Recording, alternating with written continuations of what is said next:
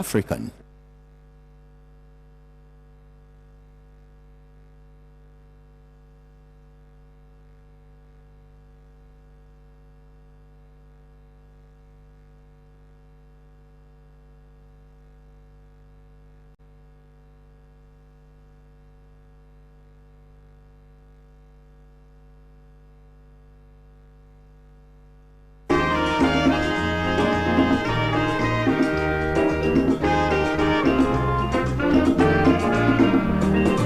He has labored, he has suffered to lead his people into the land of freedom. He is the Redeemer and the champion of liberty, of human equality. Let's salute him, fellow Ghanaians, the nation's founder, Sajifo Kwame Nkrumah. May God bless him. We are live from the studios of Pan-African Television, and it's my pleasure to welcome you to another edition of ALHAJI and ALHAJI, the mother of all talk shows. The discussion has already started before the camera started rolling, but thank you very much for making time. It's always a pleasure to know you're doing the listening live on Pan-African Television. We have several other affiliates that are taking us live. We are live on one other station, that's Volta One TV in Ho. We are also live on Global FM, which is a sister radio station of Volta One TV. We are also live on Ahunto 92.3 FM. We are always very grateful to them because of them, people within the Greater Accra region can listen to us via radio. We are live on several other radio stations across the country. If you go to the Central region, we are on Benya and Cape FM. We are also live in the Northern region on Bewa Radio in Yendi. We are live on Radio Kitao in Sabuba, Matambo Radio and Diamond FM in Tamale, among several others. I'll be taking you to some of them as we go along in the show. My name is Sena, Nombo. Once again, my pleasure to welcome you. Now, currently trending on social media is a must-read 21-page defense that has been written by the Secretary to the President of the decision to force Yao Domelevo to retire. And there is a portion that's dedicated to Professor Jimabwedi, who had made some comments about the President's anti-corruption credentials being in tatters. And just it's quite a long read, but just this portion that says it's worthy of note that Mr. Domelevo has himself had occasion to endorse the views of the court above in his address delivered at the 5th Delegates Conference of the Audit Service Divisional Union of the Public Service Workers Union 29th January 2019. Undeniably, after the office of the President had written to notify Mr. Domelevo that he had formally retired as of 1st June 1960, Mr. Domelevo proceeded to hold a Thanksgiving service at which he thanked the President for all his support and encouragement during his time in office. It is thus very disappointing to hear a very senior and otherwise distinguished member of civil society make such loose and thoughtless statements like the President's credibility on anti-corruption is in tatters and has been in tatters for a while, and that the compulsory retirement of Mr. Domelevo puts the nail in the coffin of the President's credibility. Such statements are not based on facts and driven likely by emotions. The fact is that the President's credibility on anti-corruption is unmatched, and no amount of misconceived opinions can change that.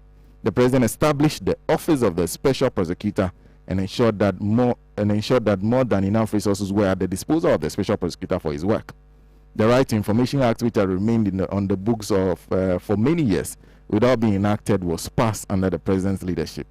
Anti-corruption agencies of the state have been well resourced in an unprecedented manner in the west of Mr. Domelevo. Quote, that is the practical way of fighting corruption, is not by slogans, end quote.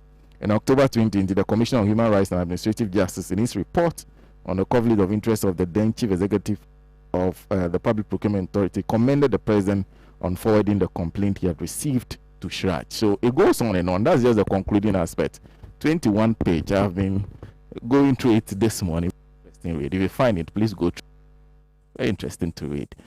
We this morning are discussing the budget, the 2021 budget statement that has been presented to Parliament. Yesterday, I was speaking to a member trying to understand what was approved. They said it was the budget policy. They will now consider the estimates, and then there will be a subsequent approval. So there will be two different approvals. What was approved yesterday was the budget policy.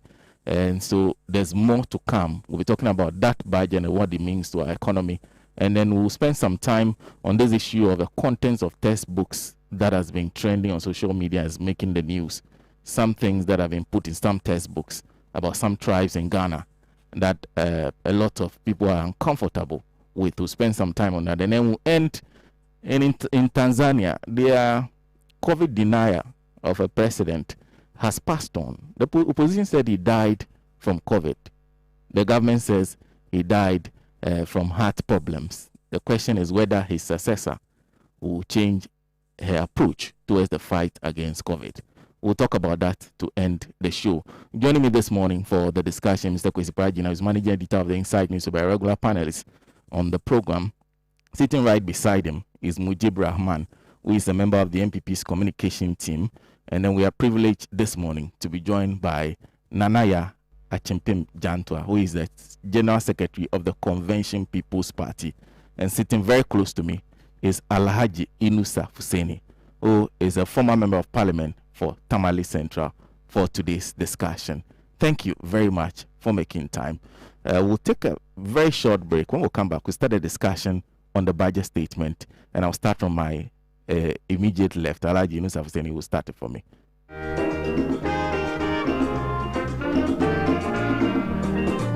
He has labored, he has suffered. Hello. What are you doing Tuesday to Friday, 7? To lead his people into the land of freedom.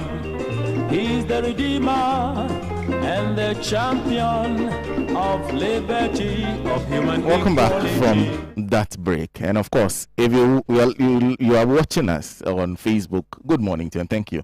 Share your comments on Facebook. I'll read it as we go along. We are also using a WhatsApp and text message line that will display across the screen. You can also send a message through those two platforms, and I'll read it as we go along. Your views are very important to this show. We start with the issue on the 2021 budget statement, and like I said, Honorable Inusa Fuseni will start the discussion for us. Good morning, and wonderful to see you. Good morning, Sena, and good morning to my brother. General Secretary of the CPP and Mujib of the MPP. It's always a pleasure to be on this platform and to have interactions with not only your my co-panelists, but also your VS in general. Last week or so, a budget was presented to the Parliament of Ghana on behalf of Nana Addo Akufo-Addo for the 2021 financial year.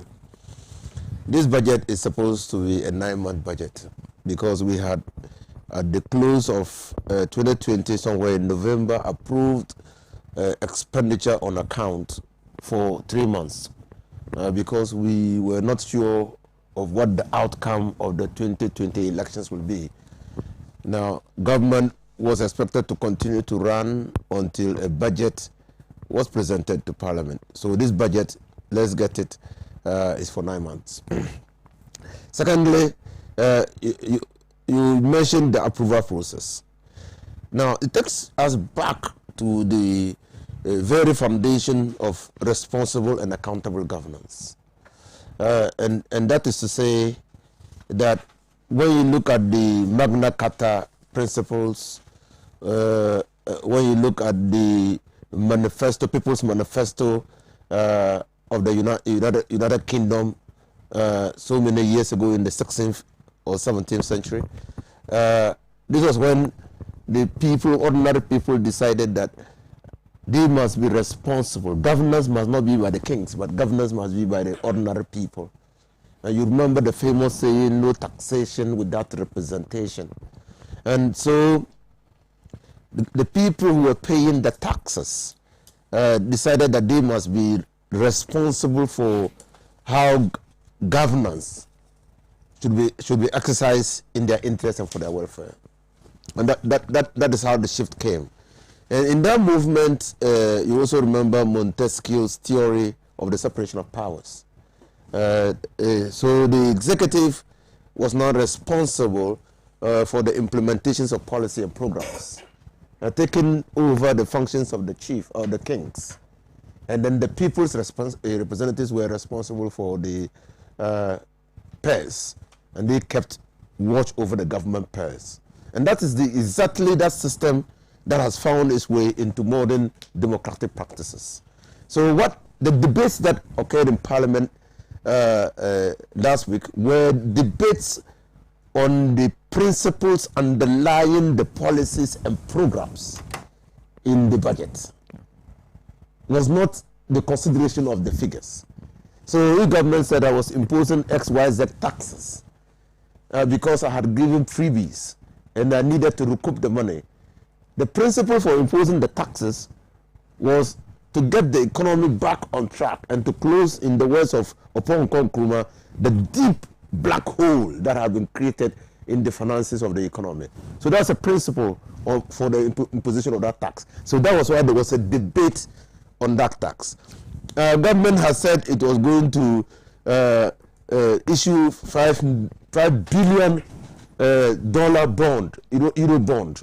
And we all know that the estimates, the budget estimates, expenditure framework of this country for the remaining 9 months is about 113 billion Ghana cedis. The tax estimates that are contained in the budget is about 72 billion. Okay, and then so we have a deficit of about 40 billion to be able to even to balance the budget. So the debate was also on how government's program in raising the deficit of 40 billion through loans and other financial arrangements, what will be its impact on the debt sustainability levels of this country? Okay, so this is what all the debate in Parliament was, and whether government economic policy could secure the fundamental economic interest and welfare of the people of this country. Could it make the people of this country prosperous? All of us, the verdict is out there. So that the verdict is out. This budget, in the words of Nkrumah, was dead on arrival. Dead on arrival. The estimates cannot be achieved. We are in the pandemic, whereas other nations are intervening to cushion their citizens against the ravaging effects of the pandemic. We are taxing the people to be able to deal with our reckless and manless policies. And that is the problem. That's why it's dead on arrival. Now, yesterday I read about GPR2. You're already considering the possibility of increasing fares. Already. Because the imposition of additional taxes will have a cascading effect on not only prices of goods and services, but also on fuel, which is a key ingredient in the commercial activities of commercial drivers. And so they already think of increasing fares. And who do you think enter the throttles? The ordinary man and woman who is already struggling to edge a living. And so that's why I describe the budget as hopeless. Why do we come to this point? Sena, we came to this point precisely because even though the president had told us long time ago that he cares for the next generation and not the next election, everything the president and the MPP did consequent or leading up to the 2020 elections was markedly different from that statement that he made. Teachers who were teaching for the past 4 years who never got motivation or professional allowances immediately started getting monies dropped in their phones. That motivation and professional allowances. Where was the money coming from? Where was the money coming from? I mean, in the Ghana they used to call it Ayaluna. I don't know how you call it in Wa. Ayaluna, it has arrived. The money has arrived. It has fallen like manna from heaven. Oh, good. Yeah, so clearly, this reckless expenditure is what we are paying for now. It's what we are paying for now. Now, when COVID came, and I said it last week or this week on this network, the Minister of Finance was directed by Nana Addo Akufo-Addo in his first broadcast to go and borrow $100 million to deal with the COVID. You remember? In fact, we had to truncate a program that we were running, that Data Craft project, and take the money, which was about $65 million, and look for additional $35 million to make up the $100 million that have been directed by the by the president to the finance minister to look for. We also we attacked vigorously the stabilization fund. In fact, the attack was said that it was initially intended at the Heritage Fund. That why, when we are in problems, why do you think that we should be talking about future people when the present people are dying? If we all die, there won't be even a future for us to be talking about Heritage Fund. That was the argument made by the senior minister. Then when the uproar against that thought was so intense, the senior minister abandoned it. And then the MPP attacked the stabilization fund with such intensity that has never been witnessed in the history of this country. And removed about $600 million. In that $600 million, they were going to pay, they said they were going to use part to pay for water. Free water and electricity. In that $600 million, I mean, which was about 1.3 billion Ghana cedis then. They said they were going to use part to pay for water. They said they were going to pay taxes. They were going to pay back taxes, which frontline staff of the Ministry of Health, of the Defense, or in general the security services were to pay, which tax had been waived, and that they were going to now pay back. And all those things, that money went. And they went to feed, you remember the dry food? They were going to feed people with a $600 million. Now, at a point, we were told that even this money, the 100 million, the 600 million would not be enough. The Minister of Finance accessed the budget support facility, rapid something facility at the IMF of $1 billion. Of $1 billion. This COVID, that was not enough. Sena, the Ministry of Finance then proceeded to the Bank of Ghana and took 10 billion Ghana cedis. That is why, by a sister network calculation, government could not be telling that it spent 1.27 billion on COVID. By this calculation alone, you should be getting to about 19 billion. And that is why, again, people are calling for government to account on how it used the COVID funds. Because so far, the figures that the government is indicating to have spent on fighting, this is minus the contributions by Ghanaians into the COVID fund and the contributions of state institutions. Because what they did was that immediately we passed the COVID Fund Act, they got state institutions to start trooping to pay money into the fund. How much the fund generated, we are yet to be told.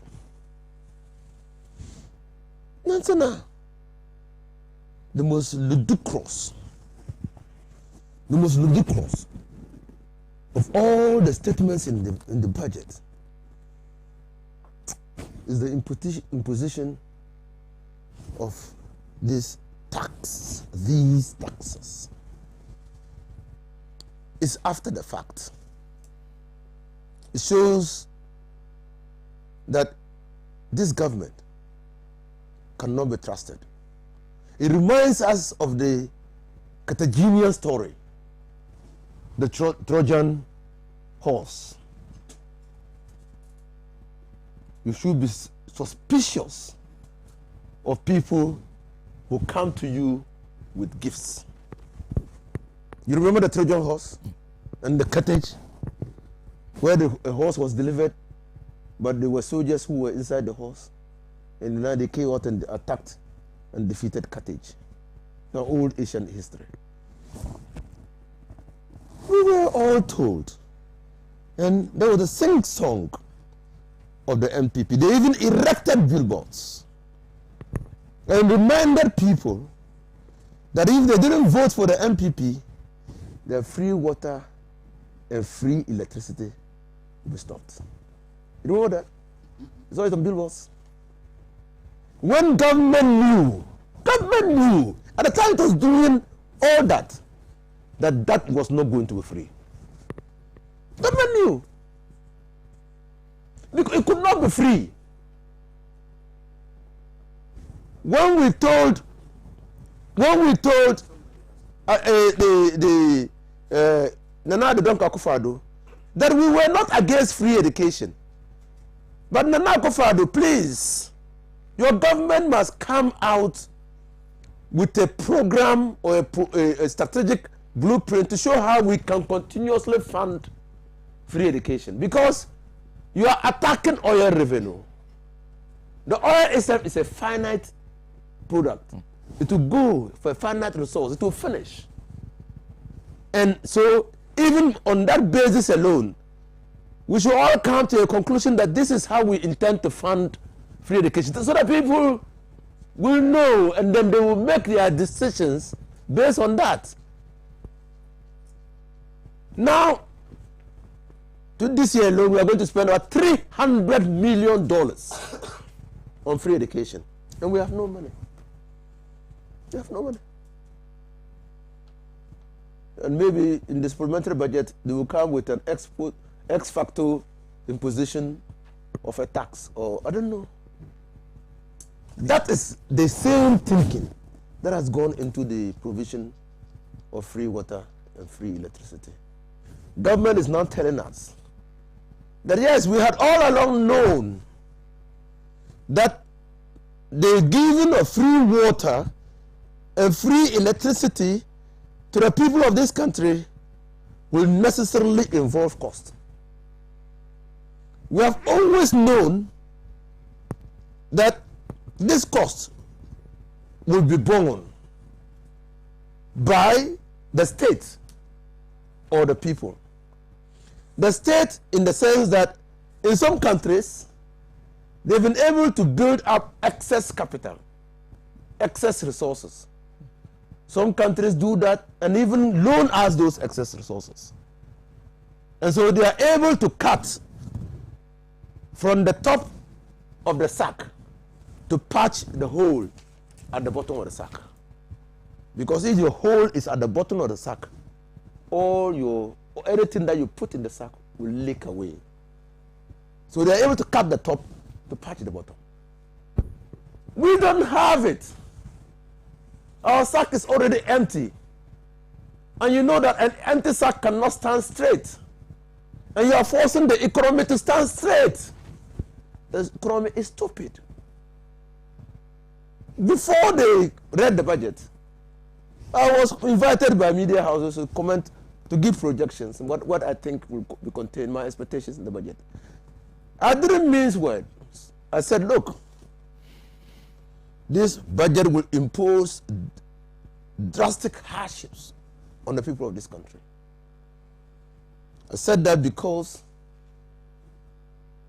paraphrasing or quoting from the statements of John Dramani Mahama, we have eaten the meat to the bones. There's no money anywhere. You think why is the president announcing the return of Ajapa to parliament. When in circumstances where MPP had 169 members of parliament and NDC had 106 members of parliament, the Ajapa deal was withdrawn. And now that NDC had 137 and MPP has 137, Nana Akufo-Addo said it. Because this government is between the devil and the deep blue sea. It is between the rock and the hard place. We have to tighten our belts. But what is more shocking is that this government is behaving like the proverbial ostrich. You're still talking big and acting funny. Just talking big. This economy is on its knees. And the earlier we started acting in a way as to show prudence in the utilization of our resources, the better. Many nations, when confronted with issues like this, sit down and come out with a strategic blueprint. Which areas do we invest our scarce resources that has the prospects of catalyzing the growth of other areas of the economy and also reducing our dependence on foreign foods? For instance, agriculture. What do we put resources in agric, hoping that we can produce our own food and then stop the importation of rice, which stands at about $600 million, or tomato paste, or oils? What do we do? I don't see that in Nana Akufo-Addo's government. What is the investment in energy to ensure that we not only have reliable power, but we have cheap power that can catalyze the development of industries? Because the contribution of power, the cost of power to the cost built up of industries is high. And so because power is not cheap, the things or products manufactured by industry are also not cheap. And so they can't compete. So what do? We have already invested in gas plants. What are we doing to bring those gas plants on board and ensure that industry in Ghana only uses hydropower and gas-fired turbines, and move away from crude, light crude and heavy crude oil because they are expensive? You're not seeing the strategy. Is government as usual, bombastic and throwing words about and deceiving all of us? We must tighten our belts. It's simply not going to be easy in 2021. And it's not only 2021. We have recurrent expenditure. In fact, it is projected that by the end of 2021, we will be more than 80% debt to GDP. More than. Meaning, resources that will be available to this country for other things can only be through borrowing. So we'll be caught by the vicious cycle of borrowing. Then if we are caught in that cycle, it will be very difficult to come out of it. We will be using all revenue generated, tax and non-tax revenue, to service those. Already we are being told that even in servicing some of our debts, we borrow. You owe, and your debt repayment is due, and you don't have money to pay.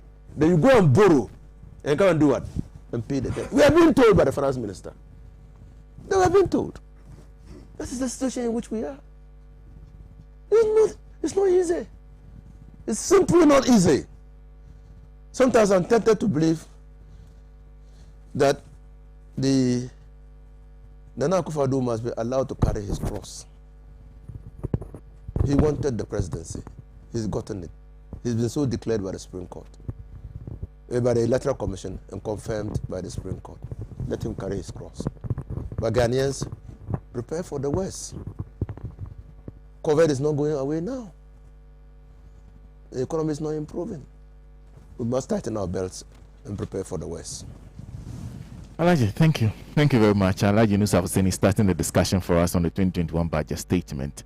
I will jump Nanaya Janto and go to Mujib Rahman before I come back to her on the budget statement. No, the practice is determined by CPP. So the one should speak then before MPP comes in. No, now you want them to take the last floor. No, that's cool. No, that is it. ALHAJI is now alone NDC. I'm the alone MPP. CPP. So why? It must follow this way. In fact, I was even supposed to start with you because the budget. Yes, I wouldn't have had any problems with that. But okay. Now that you've started with ALHAJI, you want to jump and come to me. But I'm coming to you, please. Okay. No, but it's my right to also raise objections. So your objection is heard. Yeah, Sena, thank you very much. Thank you, Pan Africa TV. Undoubtedly now your show is the most watched program Saturdays in this country. And it is true, Sena, budget was presented by the Osechi Mensebunsu, who was appointed by the president to present the budget on behalf of the president to the people of Ghana. And it's true, after the presentation of the budget, a lot of people in this country have expressed divergent views. Others think that some of the issues that are contained in the budget is not the best, especially at this time, which ALHAJI has affirmed, especially that is the position of the National Democratic Congress and other people in this country. Others also felt that that is the best way to go, because like in ALHAJI's submission, it did concede that whatever that was happening was going to be taken care of in the future, especially with regards to whatever provisions was made for the people of Ghana in terms of what we call the freebies, etc., etc. So I always ask myself, what is free things? Must it come fall from heaven or what? But what, even if the free education, when we take the free education, it is now, we are all put in a bracket. A poor man and a rich man, you can now all enjoy the taxes of the country. So my son and ALHAJI's son can be in the same school. Government will use our taxes to take care of my son and ALHAJI's son. But even in that sense, but somebody somewhere is paying for it. So let's get that clear. But Sena, it is true. Let me not miss this one. I was happy yesterday in Parliament. The government financial statement, the policies were passed by is a head count or voting, when the minority group insisted that they must go through the voting process per their own standing orders. And that is within their right. That was held, and eventually the numbers were 137, 134. I am happy because what would have been the fate of this country if that hasn't happened? Like if the minority had their way of not approving that. It means that this country from next month onwards would have been in a confusing state, because government will not have any money to spend. By law, like ALHAJI indicated, the separation of powers. Parliament has their role to play, the executive has their role to play, so you can't sidestep. So when Parliament failed legitimately to approve for government, what are you going to spend? You can't spend. So this country would have come to standstill, and that would have been disastrous moving into future. But God being so great, think that it didn't happen that way. But now let us also be very clear to ourselves. I have not read intensively the budget, because I came from the north and I was writing my exam, so I didn't really have much time to scrutinize the budget statement. But the truth of the matter is, look at it in three folds: the economic aspect of it, the political, and then the others. From where ALHAJI, the opposition, and others are coming, purely that is a political point of view that they are coming, because refusing to see anything good in the budget. And that manifested in what we saw in Parliament yesterday.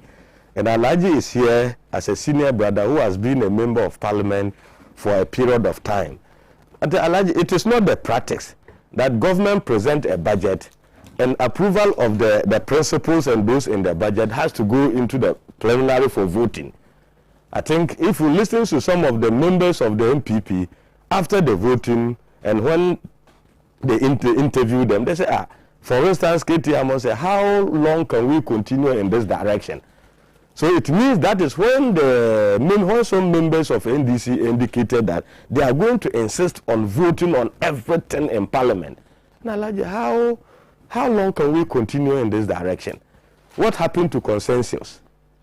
I hope you are getting the argument. So that in itself tells us that the position of the minority in Parliament is the position of the National Democratic Congress to hold government.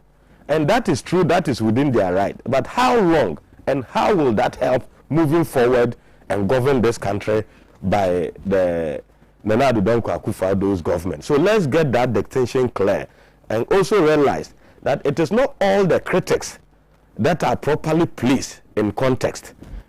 Yet it is true, I referred to yesterday when I was discussing with the colleagues and I referred them to a very profound statement made by the president in the midst of this COVID pandemic. The president told the people of Ghana that as a people, we know how to bring the economy back to life. But when the people died, we can't resurrect, we can't bring the people back to life. So the fundamental and the important aspect of the statement at that time was to make sure we save our people's life. That is very, very important. When we also know that because of the strike of the pandemic, it has thrown government programs and everything out of place, because government never intended, not only Ghana, other countries never intended. They didn't plan, nobody planned of COVID. Nobody knew that this was going to happen, especially when it even started in somewhere America. China. You saw what other countries' presidents were saying. They thought that maybe it would just end there, it will not get to where we are now. But now the truth of the matter is that how do we build our economy? And I want to ask a question. Historically, ALHAJI, nobody has gone anywhere or to use his own money or something. The practice for a very long time in this country has been to tax and to borrow and manage the economy.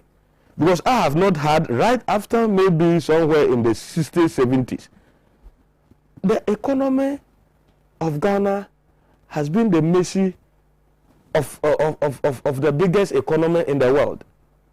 Which government in this country, especially in our Fourth Republic, can boast of not borrowing? Now we are even when we are talking of the percentage or the level of borrowing, but every country, every government that has come, right from Rawlings 2 terms, President Kufuor 2 terms, Atamils, John Mahama to Nana Addo Dankwa Akufo-Addo, they have all involved in borrowing money to manage this economy. And year in, year out, in their budget statements to the people of Ghana, increases one taxes or the other. That has been the practice. Remember fuel prices in this country. Somewhere in 2007 to getting to 2008 election, people could even go to the big markets in Accra with a blackboard and chalk and marker, calculating the percentages increases in fuel prices in this country, just to demonstrate to the people of Ghana that government was overtaxing people in this country. Those people luckily had the opportunity to govern, and they never went back to the people and said, no, we got it wrong. Because we want to build the schools. We want to give you a better rules. We want to improve the agriculture. Therefore, we cannot reduce these taxes. You see the unfair, how politicians can behave sometimes to us as ordinary people, ordinary citizens. So, but that is it. So why people think that when we all agree, so now we are not in normal times. But let me go back, Sena. Nana Addo Dankwa Akufo-Addo government inherited a weak economy from President John Dramani Mahama, now former president of Ghana. That is true. In the process of managing and building the economy to a point, we were not fortunate as a people. COVID pandemic strike. ALHAJI mentioned all the figures, and I've written them here. No, government didn't plan of giving free water to Ghanaians. Government didn't plan in the budget giving free electricity to the people of Ghana. Government never budget of giving free food to the people of Ghana. Government did not budget of buying PPEs, protective equipment, to giving front workers, health workers in this country, and group of people in this country. Was government didn't budget because government didn't know that we will get to where we are, or COVID will strike, and this will be the consequences. But let me refer us. When we were last year, we're in the middle of this.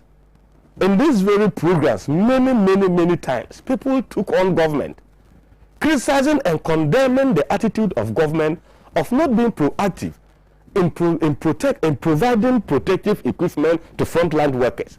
Doctors were dying, nurses were dying, therefore the people were left to their own fate. And I ask a question today: where were you expecting government to get money to procure this equipment to protect lives in this country? Government had to use the taxpayers' money of this country, of which government did not budget.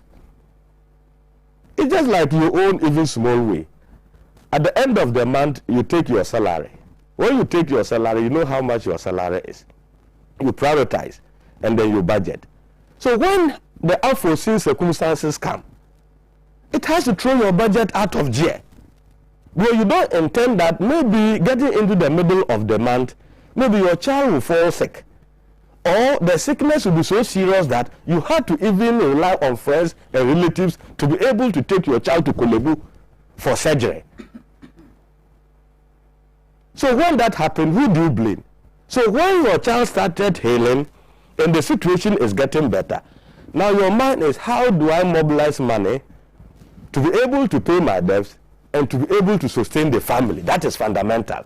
So now that is basically what we are experiencing now. And let us be citizens, and let us be patriotic citizens. It is not only Ghana. Take UK for instance. Other countries are now borrowing. Those who are still now giving stimulus packages are the hardest hit of the pandemic. And businesses have collapsed. People are out of jobs. People can no longer pay their rent. People are being thrown out of their houses. Government has to come in and they save the situation. We are experiencing that in America. So it was important and not out of place for government to stand and come in and save the situation by producing all these things, of which you and I and all of us here knew. One day, all these things will be paid. And when the announcement were made and people asked questions, how was government, who were going to bear the cost of all these things? Because the Ghana Water Company need money to run and produce water, quality water for Ghanaians. And when they are giving us free, government will have to remit them.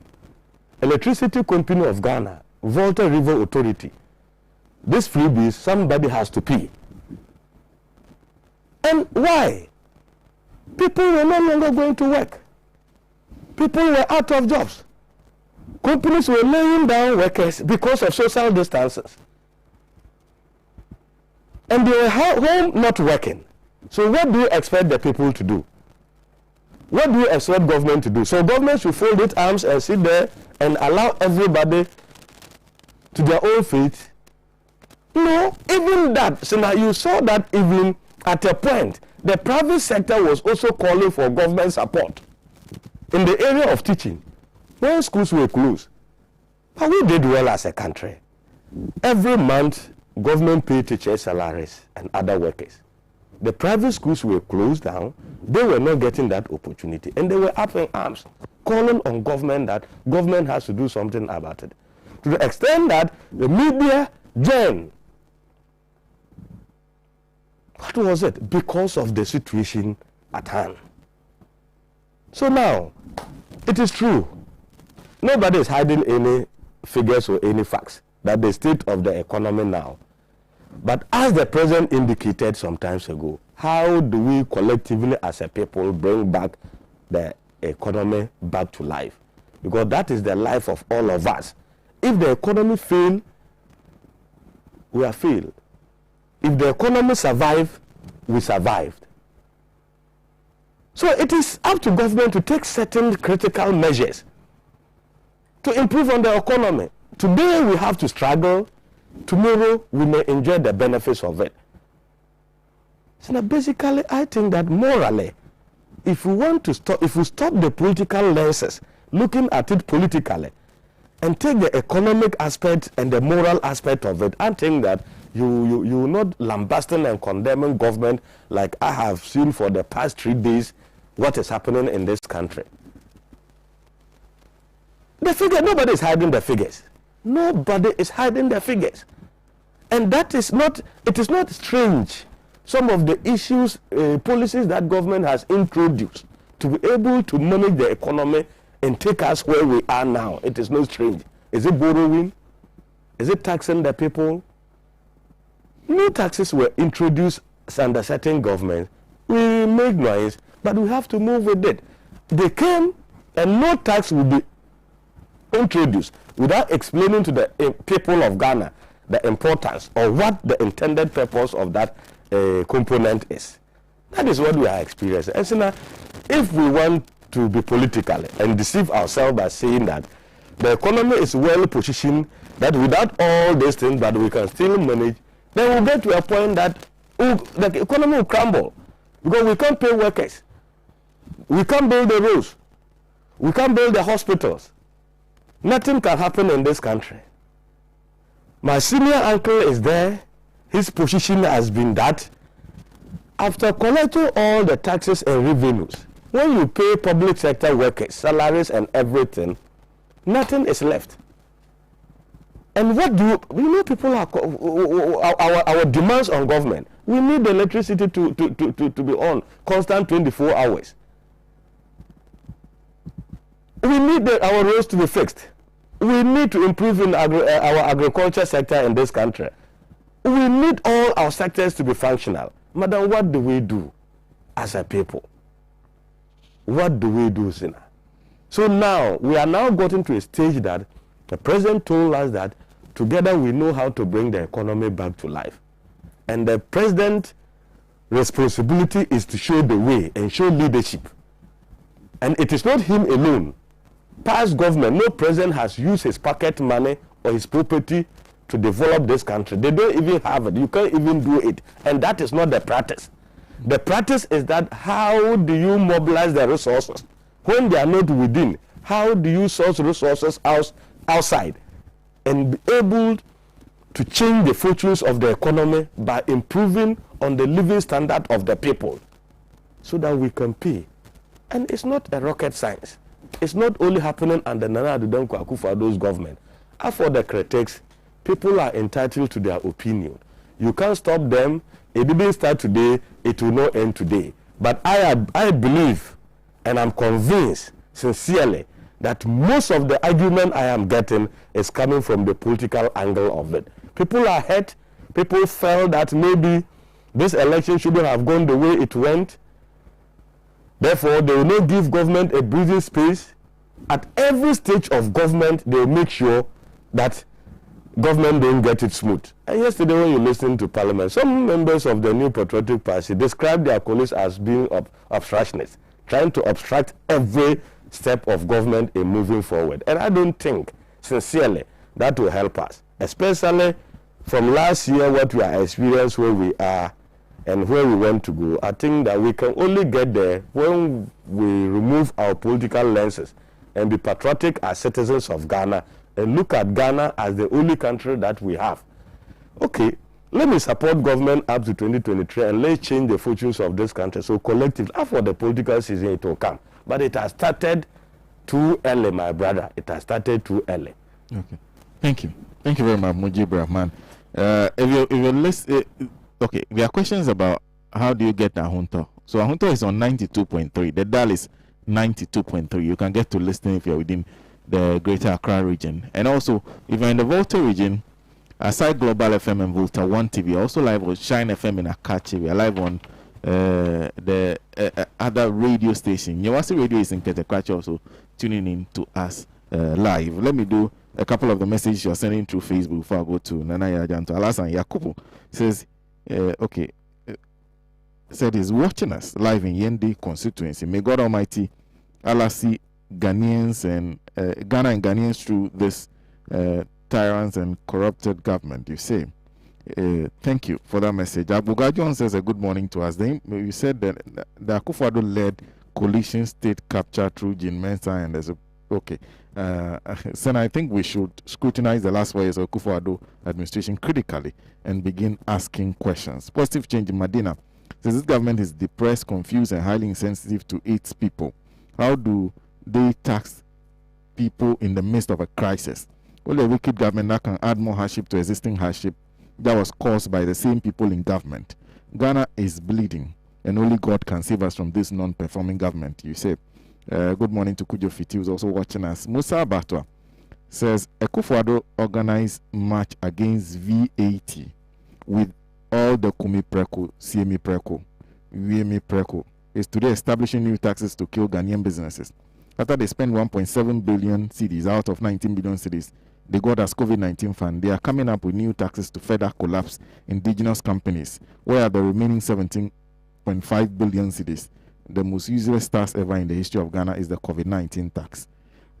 From Otum, for the convener of Crossfire Ghana, says, I think we should commend the minority group in parliament for speaking the minds of the entire Ghanaian by voting no. He says a happy birthday to a certain Patricia Eddy, who is Deputy Regional Secretary of the NDC in Greater Accra. Charles Thompson says free education should have been means tested. Power Chip says, do we believe lies as citizens? This government started lying 4 years ago. Still believing them. Steke Steven says, okay. Agugajo, I will not be surprised for any eventuality by turning things around, because it's becoming more clear that Ghana is beyond recovery under Akufo-Addo's watch. No clue of leadership, no direction. Sapiabu says, I don't think the analogy deployed by Mujib is appropriate. Indeed, when you are hard pressed for funds and you borrow money to raise funds, you use the funds judiciously. You don't use the funds to buy the loyalty of others as the MPP did. The management of the economy by the MPP is reckless. When GM borrowed, there's evidence of how the money was spent, not for consumption, but rather for capital investments. The leadership being displayed by the president is to ask for an exponential increase in budgetary allocation by a whopping 1.5 billion Ghana cedis. The MPP government is simply crassly insensitive. Madam. Sena, thank you very much for inviting the CPP, because I represent the CPP and my big boss is here. I've been listening to my senior brother here, my junior brother here. The issue is, the first question I will ask is, if a building has a solid foundation, when the storms come, it comes against it by stunts. At least you feel some scratches here and there, some cracks here and there. When there is an earth tremor, and when the earth tremor starts passing through, and it is on the house or whatever it is on a solid foundation, you see cracks. It doesn't crumble. So he is saying that it is the COVID that has brought about a weak economy. The COVID is sort of some storm that passed through.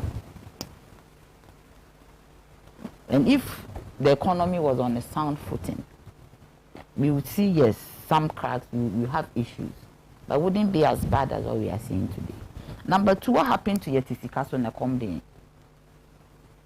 Maybe everybody has forgotten. Yetisi Castle and Sokomode. That was the mantra of the MPP in 2017. You were all watching.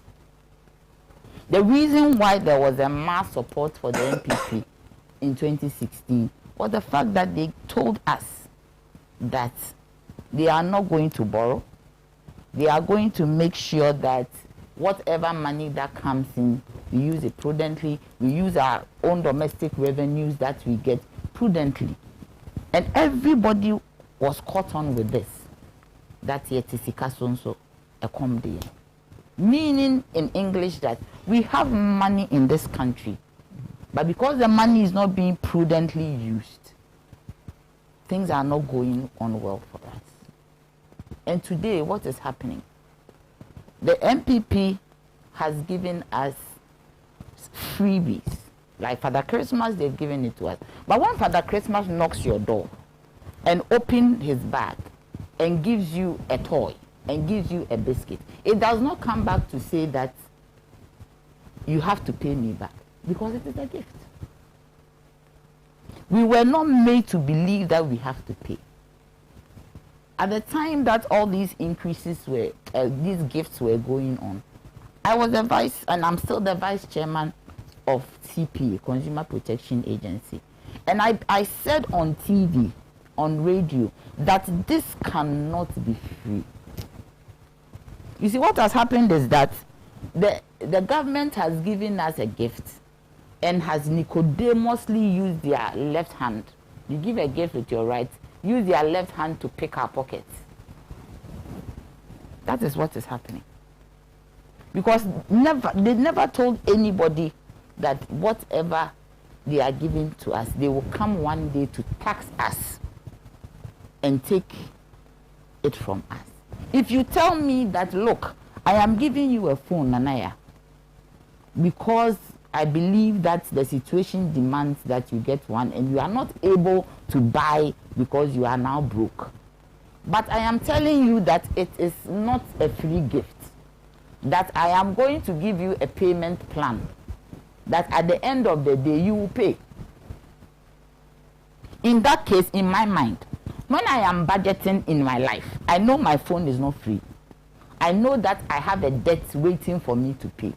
But you do not give me the thing, even make noise about it, use it on your political campaign platform, tell everybody that this is free, only to come back on. I remember I was in a shop buying electricity. I mean, it was so interesting. And on that day, I think it was 30th December or something like that, there was an announcement that by 1st January, there will be no free electricity, no free water for Ghanaians. But it did not even, at that point, there might, maybe that was an opportunity to even add that because of the kind of debt that has been accrued because of the free electricity and water, you have to pay something. Nothing was said. Then come the day that the budget is read, a certain amount is put on VAT for us to pay what was free. That one is wholly unacceptable. I believe the government should try and deal with it, reverse this tax, because you told us it is free and everybody was happy. And as long as you use that for your campaign, and as long as on that foundation you have won an election, it is possible it is because of that. It was key in the campaign. And I heard it on TV severally that no government has been able to give free electricity and water over this long period. It's only the MPP that has done it. And where I sat, I knew it wasn't free. Because one, in electricity, I don't want to go into that area because I left. But I want to say that the wires business alone, that is transmission and distribution, is expensive. The generation business is not cheap. Honorable was saying it is not cheap. So there is no way that you can give these things for free. Water, 1/3 of the operations of Ghana Water Company is electricity, 33%. It's electricity. And how can it be free? And you say that we won't pay anything. When I remember there were arguments, even my senior comrade here said it on social media, said it everywhere, that this is not free. They came at him and said that it is not true, it is free, government is giving everything free. But now you say that you want to take it from us. Sena, that is wholly unacceptable. It is not fair. It is not truthful. Ghanaians deserve better than that. Ghanaians deserve to be told the truth. If you tell me that, oh, I'm doing this for you because of the pandemic, but you are going to pay, then I know. but you don't come back and slap it on a tax. Okay, they should also tell us how much debt has been accrued because of the free electricity. You can't just come and slap a 1% on VAT and say that it is going to cover this cost because we paid for it. Of course you have to pay for it. Of course somebody has to pay for it, because for all the people here in Ghana, and also the fact that those times we were at home, people will use a lot of electricity. So there will be a gaping hole in the finances of the utilities. But you should tell us that for this reason, this is the kind of debt that the ECG, Ghana Water, Gridco, VI, this is how much debt is accumulated. Is it even possible that this 1% artist has been put there cannot cover the cost? But there's a 30% on ESLA in addition. But my dear, whatever it is, we should know what we are dealing with. Oh. Do you get me? We should know what you are dealing. You don't just come and say 30% on ESLA, 10% on fuel, this, that. You should tell us categorically that this is the debt that we accrued by you consuming such megawatts of electricity, such gallons of water, and it comes to this with the tariff with this, and that is it. Because you see, there's one thing that nobody is looking at.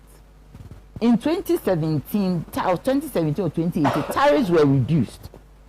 The parameters that are used in dictating the tariffs have gone up. When we were there, when I was in PRC, the exchange rate that was used is lower than what is existing now. Those parameters have gone up. Tariffs have been reduced. Certainly, there's pressure on the Ministry of Finance. Whoever advised them to reduce tariffs is problematic. We don't know who did it. But that is also another issue that has brought a gaping hole. So they should tell us, are they using this 1%, 30, whatever on ESLA, 30% on ESLA, 10 this way, that there? Are they going to use it to shore up the tariff budget? Or they are used, we should know. Because you see, blankly, you can't come and say this and that. And how much is this one even? They are going to project VAT. You project VAT. You can't say that. You can project that if 10 people buy this, this is what we are going to get. And this is going to help us deal with the situation. We should know. But on the whole, largely, I don't think it is fair to us at all. It is not fair. We should be treated with respect. Because when you were coming into government, you told us that you are going to do things differently. And for me, that is the reason why the NDC was kicked out. Overwhelmingly kicked out. And now you come in and you say that, oh, the NDC did it this way. We don't want to hear the NDC did it this way. If the NDC did not do it well, that is why they were kicked out. So you don't use the same tactics, the same policy, the same strategies to do your own. My senior here was talking about planning. It is as if things are done in an ad hoc manner, that we do not plan. Free SHS is a very good policy. But how much money is going into free SHS? You see what, even in your own home, before you even embark on any project in the home, you should experiment. There should be a pilot. There was no pilot for free SHS. You don't know how much money is going into free SHS. There are rumors about the kids not having books, not having food, all these things. There should be a stakeholder meeting, a transparent situation regarding free SHS. How much is government spending on free SHS? How much? Can we continue? How are we going to do it? Because you see, you are just there in something, you are told that government owes this, we have to go and pay. For us as the CPP, I mean, we are just mortified that you can say that this is free. Then you come and pick our pocket. I mean, so now it's pickpocketing, no? It's pickpocketing. Oh, it's not hard, it's pickpocketing because you gave me something for free. And on my blind side, you said that I should come and pay for it. I mean, that for us as the CPP, we don't think that it is the right thing. things must be done properly. Look at agriculture. In the state of the nation, we are talking about budget, but agriculture. They say, oh, there's plenty food. Meanwhile, we are using money to import almost everything. Import almost everything. Even blackberries, yoyi. Blackberries are imported into this country. I bought yoyi. They said 10 cedis. I said, how? They said, madam, this is the safer one. Yoyi is being imported into Ghana. And what are we doing about it?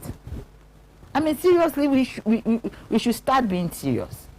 And you see that we shouldn't turn ourselves into pickpockets, where we give and we take clandestinely, nicodemously. When you are dealing with people, government is for the people, by the people. We in this country put government in power. You see, the CPP will do it differently. And that is why Ghanaians should start thinking about bringing CPP to power. Because this attitude is not the best. My brother, it is not the best at all. Look at this sanitation levy. We've been paying all manner of levies on sanitation. And what has happened to it? Accra, Ghana is embroiled in filth. During my campaign to be General Secretary, I tread across everywhere. And there is nowhere you can find where the place is clean. I was surprised with Tamale, Northern Region. Northern Region used to be one of the cleanest places you can find. Now, filth is everywhere. The government should have a holistic approach. As if they are desperate to get money. Desperate to con us to get money. Without looking at how whatever they are asking will help or work. You see, the desperation to get money from off us is so deep and is so insensitive that even in this time, that people have lost their jobs through this banking crisis, people have lost their jobs through COVID, you are still taxing us. They become the Egyptian slave master. Pharaohic, indeed. Lashing us even when we are tired. Lashing us, whipping us even when we are tired. How can this be? Putting tax, commercial drivers, fuel, even with the private people. The amount of money we spend on fuel. And you sit in traffic almost 40 minutes, 30 minutes, 1 hour. That is money going down the drain. And you see, the saddest part of it that even raises my pressure is from behind you, you will see a V8 coming. Bypassing everybody. And Ghana, we know that V8s are for ministers, people in government, big people, not we the small ones. When I'm sitting in my tico and I'm going, then the V8 is coming from the back at full speed. With that light, I don't know what the name is. That light, that's like, give me way, give me way. You mean nothing to me, give me way. So a minister will pass you and it's gone. I thought that we voted for them. The minister would even be in the traffic to feel what are these people going through. And even check to see that when I was in traffic, how much fuel did I waste?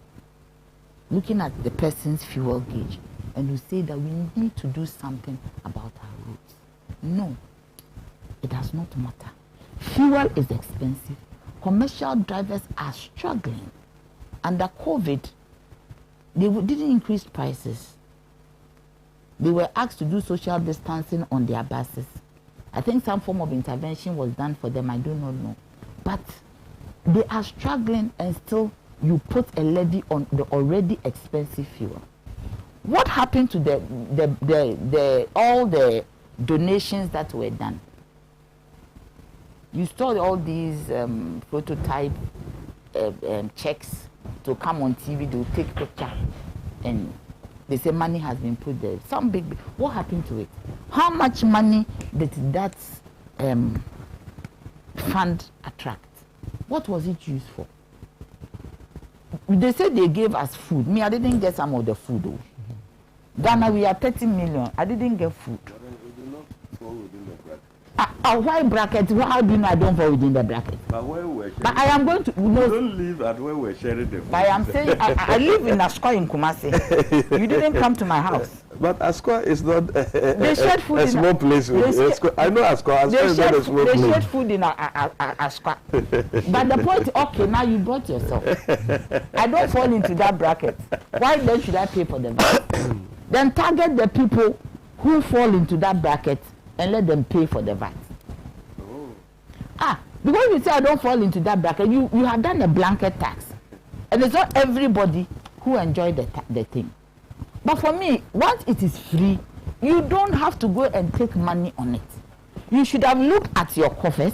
You should have looked at your finances. You see, even at home, my brother here brought the home situation. If you need a shoe, it's a want. If you need medicine, it's a need.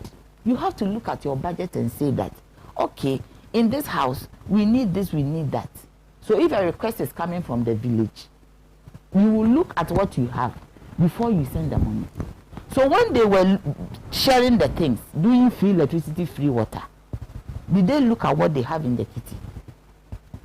Did government look at what they have in the kitty? That is what we are talking about, a plan, a strategic plan, not doing things anyhow.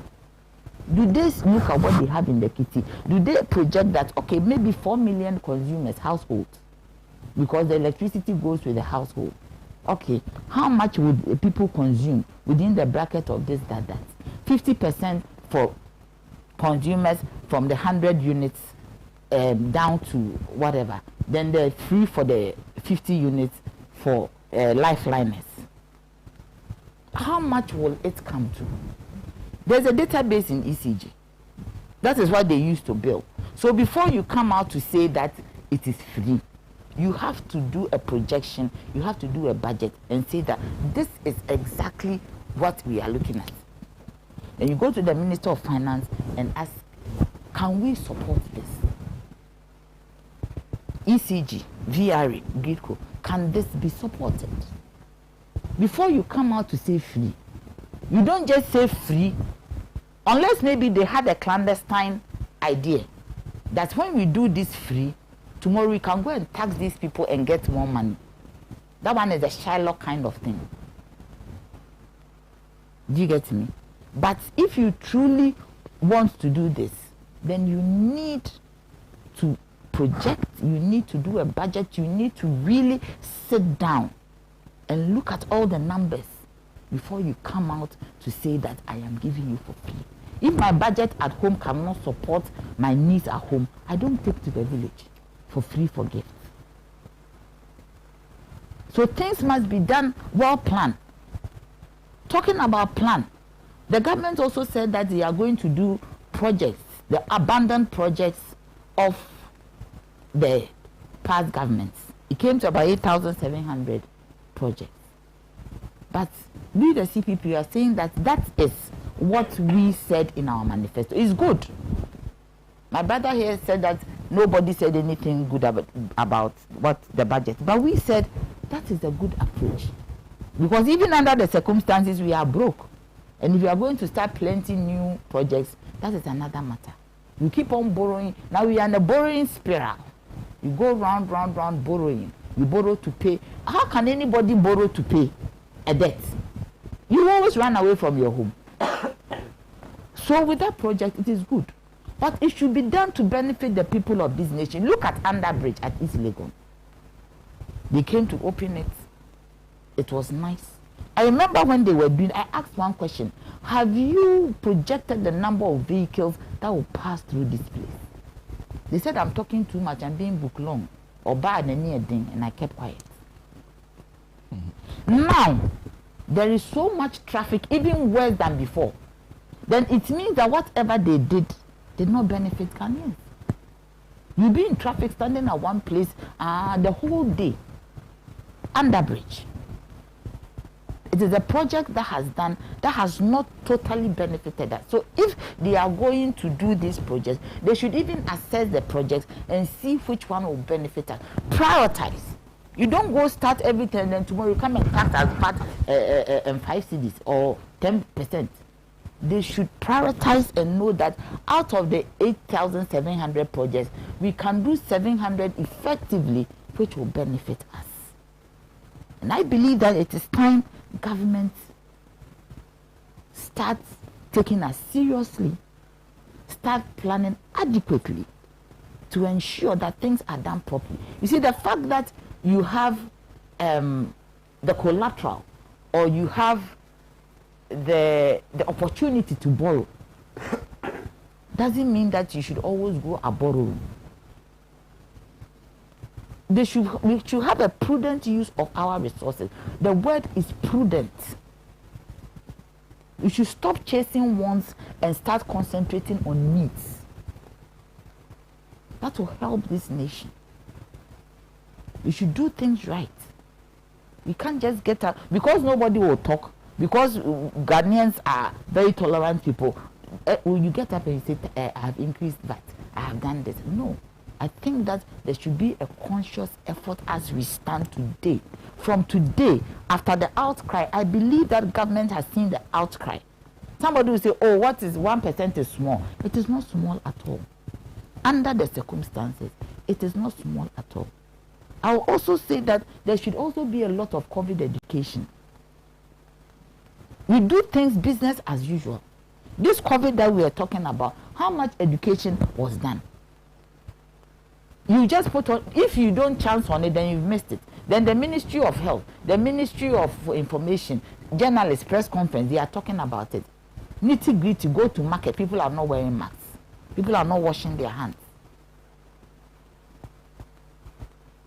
So even that money that was in the COVID fund, what did they use it for? Did they use it for education? Did they use it to cook jollof rice? Where is it?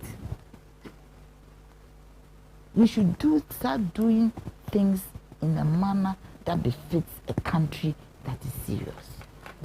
Otherwise, you will not go anywhere.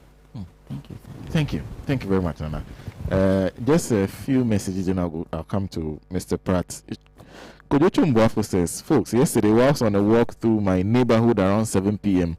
near Asuma Banda Mosque, all of a sudden the air was pierced with the blaring of sirens accompanying a fleet of Maybachs sporting the presidential seal of the Republic of Ghana. The president was leaving a popular restaurant he frequents. My heart sank. This is the same man who has just in the past 10 days instituted taxes upon us, the likes of which Zacchaeus will shy away. But the profligate expenditure of this president on himself and his proclivities at our expense continues unabated. We spend almost 91% of our earnings as a nation on debt servicing and emoluments, even without amortization. And yet our president travels around in brand new, presumably armored Maybach vehicles, which cost anything up to $500,000 a pop. What at all is wrong with these people? And even more importantly, where is our God? Our president is now Nana Zacchaeus, taxing us willy-nilly, turning us upside down and shaking us down till coins drop from our pocket so that he can go and buy Maybachs. Thank you for that message. And ALHAJI in Pig Farm says, while government across the world are struggling to sustain their citizens in this COVID crisis, our super incompetent and substandard family and friends president is making rich on the COVID sickness by taxing Ghanaian citizens to pay COVID tax as if we invented the sickness. So the water and light wasn't actually free. It was given to us on credit. What kind of logic is this? I'm even confused about Kojo Oponkuma's explanation. Thus, free means you have to pay for it later. Mother Ghana indeed is in wrong hands. Fabulous are in control. Doom days ahead. May Allah come in to rescue us. Says a good morning to my boss, James Nombo. This is from Tafaina. Sena government has put an embargo on salary increments on all public sector workers till 2024. 4 more for Nana. He concludes. Charles Namina Samakese says some of us are not surprised at all with the more taxes introduced because whoever thought the MPP were coming into government to make lives better don't really know the kind of people they are. They actually meant 4 more to punish you more. And that's what they are implementing so fast. Today, Kizito in Tema is also joining us, and Kizito says, what an insensitive president who portrays to be what he is not. Nana Addo's MPP government is the worst and wicked one which we are experiencing in the Fourth Republic. If Kojo Nkrumah can tell us to our face that who's to pay for the freebies given during the COVID time, then they should forget about the free SHS, because we are paying for everything this wicked and insensitive Nana Addo's MPP government trumpeted. It's free. Nana organized against all taxes introduced by Rawlings, Mills and JDM era, and promised Ghanaians that this government will move from taxation to production. So where are those promises? We as Ghanaians will vehemently demonstrate against this thievery and wickedness. Thank you for the message. Let me end with Masola Akpabli, then I'll go to Mr. Pratt. Says, if I may ask Mujib, when they brought COVID-19 to the country, which made it possible for lockdown to be imposed on us due to the rapid rise in number of positive cases, the Ghanaians begged them to give them free water and electricity before they did so. Now, after giving this to Ghanaians and campaigned with it, if you tell them to pay taxes for the free electricity and water you gave them, and you want people to keep quiet, or perhaps buy you a bouquet of flowers, deceptive bunch, you say. Thank you. Mr. Pratt. Well, yesterday was a very sad day for a number of reasons. The first reason is that the partisanship in our parliament, which enables the executive to do as it pleases, has not come to an end. The vote in parliament yesterday was 137 for the budget policy and 134 against the budget policy. I've analyzed the votes, and it seems to me that members of parliament from the New Patriotic Party voted en bloc for this budget.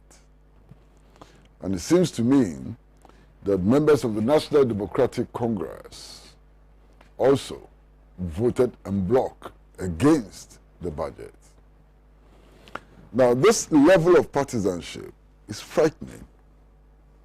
This level of partisanship gives us no hope that Parliament can become a true custodian of the interest of the masses of Ghana and so on. It is this kind of partisanship that led to the approval of the agreement with the United States of America to establish a military base in Ghana. And yesterday, the United States of America started some military exercises across West Africa with Ghana as the base. The consequences of that are frightening. It is this kind of partisanship that led to that. It's also this kind of partisanship that led to the approval of the obnoxious Ejapa deal and so on. So I'm frightened about this level of partisanship. And yesterday, this level of partisanship again became manifest. The other reason why we should be very, very worried about what happened yesterday is simply the fact that we are not holding our governments accountable. We've allowed our governments to run route and to do as they please and to twist and tense and to lie anytime they want to lie and to get away with it. I recall that in 2015, the current Vice President, His Excellency ALHAJI Mahmoud Bawumia, made a solemn pledge to the nation. Indeed, he delivered a speech in which he said that taxes, raising taxes and raising loans are the lazy man's option for mobilizing resources for national development. Indeed, ALHAJI Bawumia said that the way to go was to use production as the means of raising the revenue we needed for national development and so on. Now, in 5 years, the whole mantra has changed. In 5 years, we are being told that without borrowing and raising taxes, we cannot have national development. What happened to production? So, if you are to hold our governments accountable, we should reject this budget if we are to hold our governments accountable, hold them to their word, we should be asking them, where is the production that will generate resources for national development? Why have we come back to taxes and loans and so on? Now, I've heard people say all kinds of things, you know, like, look, as for borrowing, we have to borrow. Because if we don't borrow, we can't move forward and so on. Let us assume that borrowing will take us forward. Let us assume that borrowing will take us forward. We are not just talking about borrowing. We are talking about levels of borrowing which are unprecedented in our history. We are talking about a situation in which the level of borrowing has gone up by 100% within a matter of 4 years. That is the worry. You understand? So, first of all, we are talking about a betrayal. We are talking about the inability of government to keep its word. And then we are talking about levels of borrowing. Only last month, government served notice that in spite of the huge amounts that it has borrowed, amounting to almost 75% of gross domestic product and so on, it is going to borrow an additional $5 billion this year. And that the process of borrowing $5 billion has already begun. I am completely scandalized. And I recall the statement which was made by my friend, His Excellency Nana Addo Dankwa Akufo-Addo, in his campaign to become president, that in this country we are sitting on wealth and yet we are hungry. What happened to that statement? Where is the wealth on which we were sitting? How come that we are going around the world making lala sulala in order to survive? I can't believe what is happening.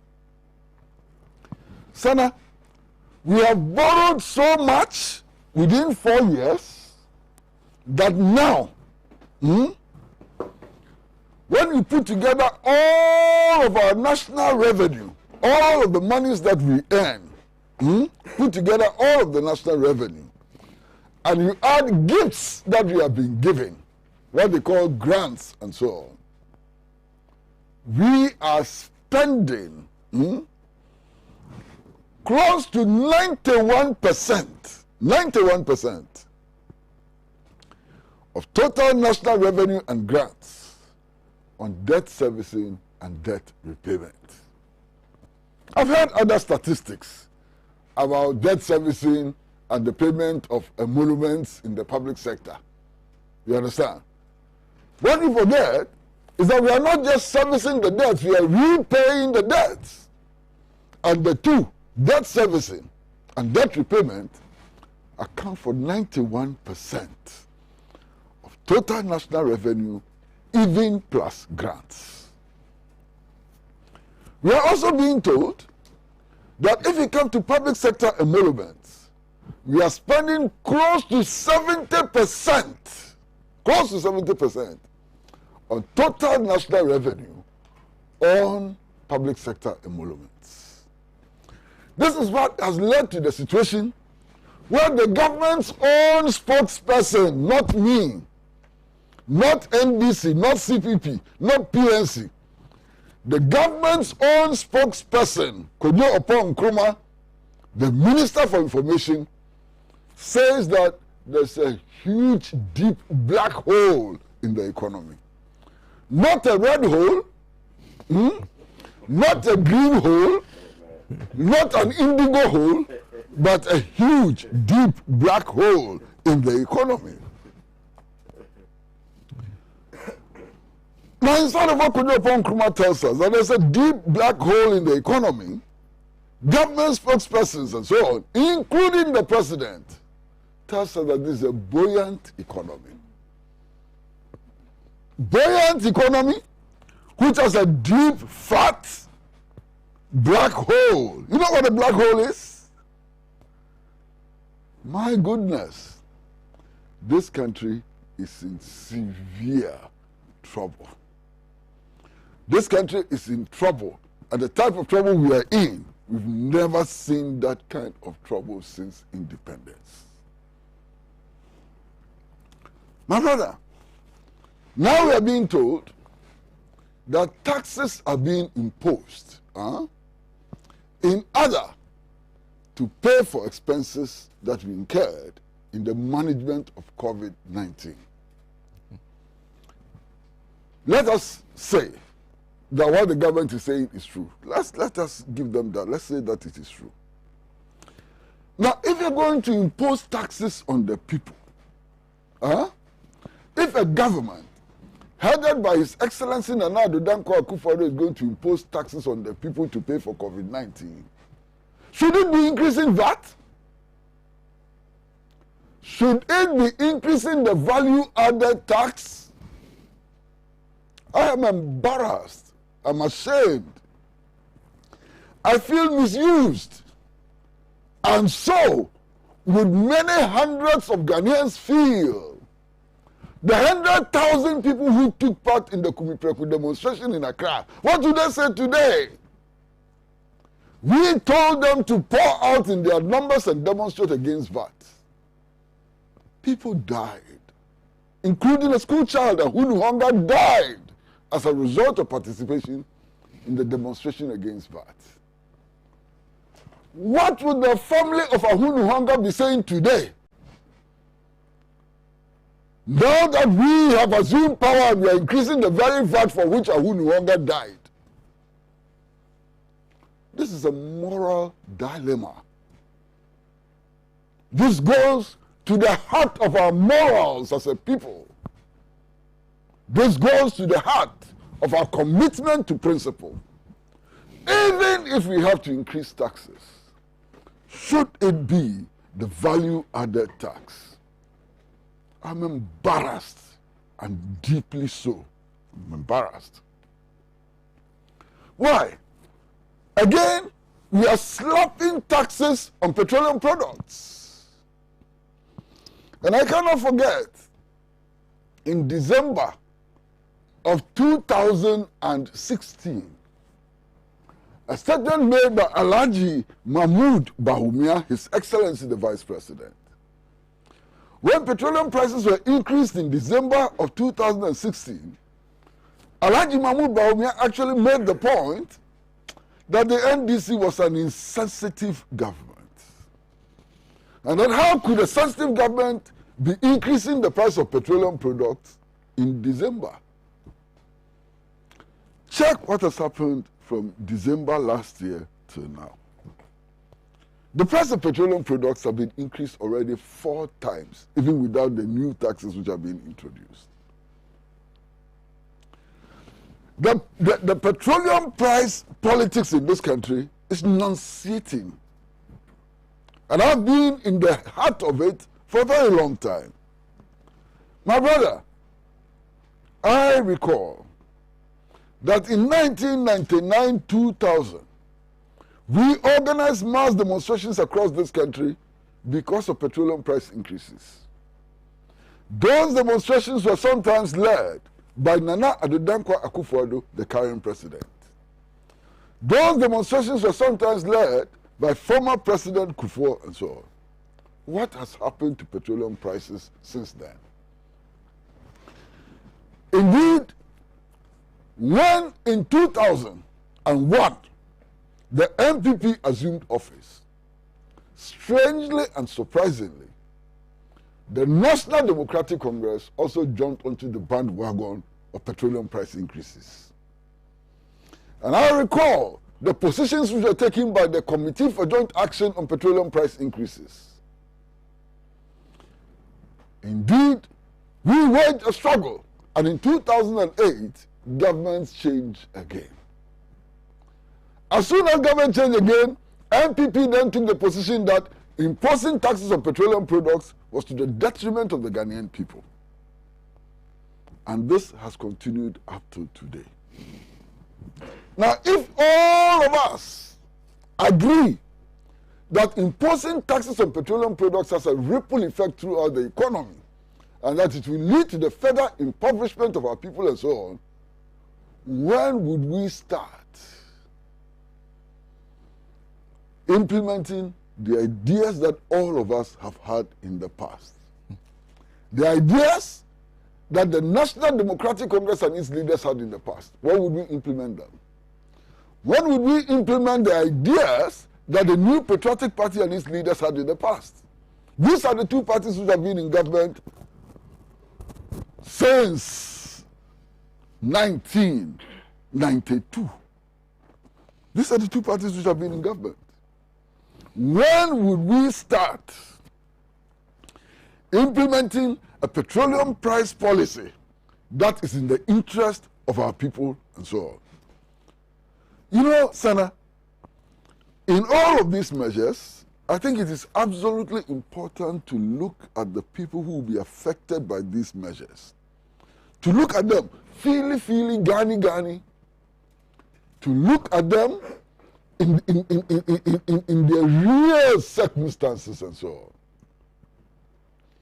I have taken the trouble to chat with some taxi drivers. I've taken the trouble to chat with some trotro drivers. And their conditions are appalling and extremely worrying. Many taxi drivers in Ghana are heavily indebted. Do you know why?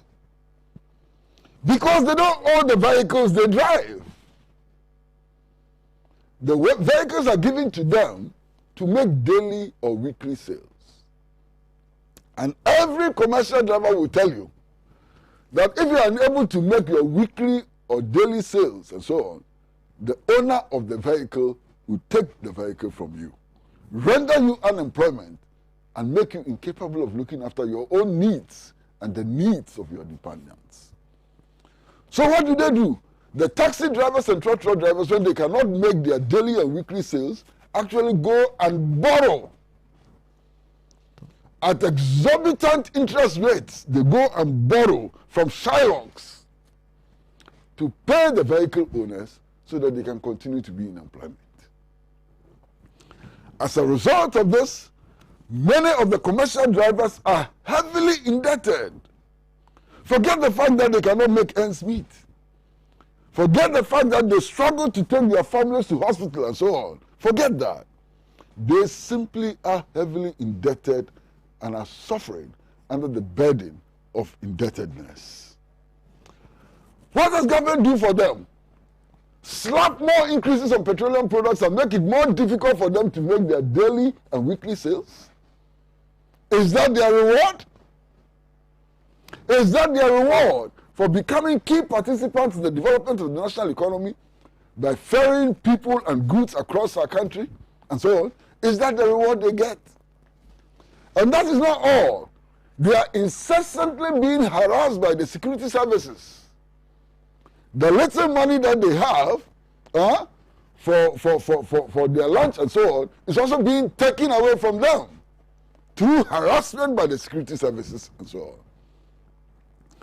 This is no time in Ghana to be a happy trotro driver or a happy taxi driver. This is doomsday for the taxi driver and for the trotro driver. And they have said so loudly and clearly. They have said so. Now, you know, when I hear people in public office who run the lifestyles that we see, I mean, I travel around this country quite a bit. If you like, today or tomorrow, go on the Accra-Takoradi Road and see something for yourself. Master, you are driving on the Accra-Takoradi Road. Every few minutes, you hear the sirens blowing, and you see the convoys, 5, 10 cars, overtake you every time. Who are these people who are driving around the country in 5 and 10 car convoys and blowing sirens all over the place to disturb us? And sometimes out of fear, some ordinary mortals in the queue drive off into ditches and so on. Who are these people? It cannot be the president, because you know that the president's convoy is made up of 50 cars and more. The president does not go around in 5-car convoys. He goes around in bigger convoys. The vice president does not go around in 3-car convoys and so on. So who are these people disturbing us constantly with their sirens in 5 and 10-car convoys all over the place? And indeed, this happens at the expense of our people. Now look, if government actually believes that we are in a situation which demands austerity, they should demonstrate that they are also cutting down on their expenses. But we don't see that. Every now and then, you see the lavish parties which are being organized, lavish birthday parties. I saw one, and I couldn't believe it. I thought we were in the medieval ages. Parties at which golden cutleries are used and so on. That's what we are saying. So how come that the austerity affects only truck drivers and taxi drivers and poor people in our society, and does not affect our leaders? Our leaders are flaunting their wealth. They hold their birthday parties, they take videos and put them on social media so that ordinary Ghanaians can see how poor they are. And ordinary Ghanaians can see how our leaders are living like Arabian kings. If you organize your lavish parties and so on, why show it to us? Why take videos and put on social media if it's not just to annoy the population? I mean, alright?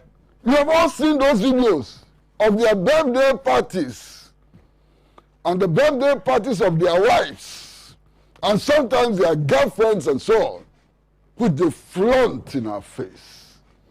Vulgarity in the extreme. We have even come to the extent when they buy their new cars and so on, they take videos and put it on social media. When they acquire new things, like little babies with toys, they take videos and put it on social media so that we can see how foolish we have been in electing them. They insult us all the time. The opulent lifestyles of our leaders is something we should be worried about. Why? Are our leaders just getting to know that the economy is in dire straits? Are they just getting to know? These are leaders who told us that Yatisikasu Okomudi and so on. Look at what they're doing. They came into power and appointed the largest number of ministers, not just in Ghana, but in the world. The numbers of ministers which was announced is one of the largest in the world. Larger than the Chinese cabinet. Our cabinet was larger than the cabinet of the Chinese. Our cabinet was larger than the cabinet of the Russians. Our cabinet was larger than the cabinet of the United States of America and so on. Now we are being told that that is about to be reduced. The process has not completed yet, but we are being told that that is about to be reduced. And I said, hallelujah, if that is about to be reduced. But what is the final figure we should be expecting? So we are going to have 85 ministers. It is still one of the largest in the history of Ghana, even at 85. Even at 85, it will still be one of the largest in our history as Ghana. Now, Sena, the point I'm making is that if you have entered a period of austerity, let our leaders also show some of that austerity.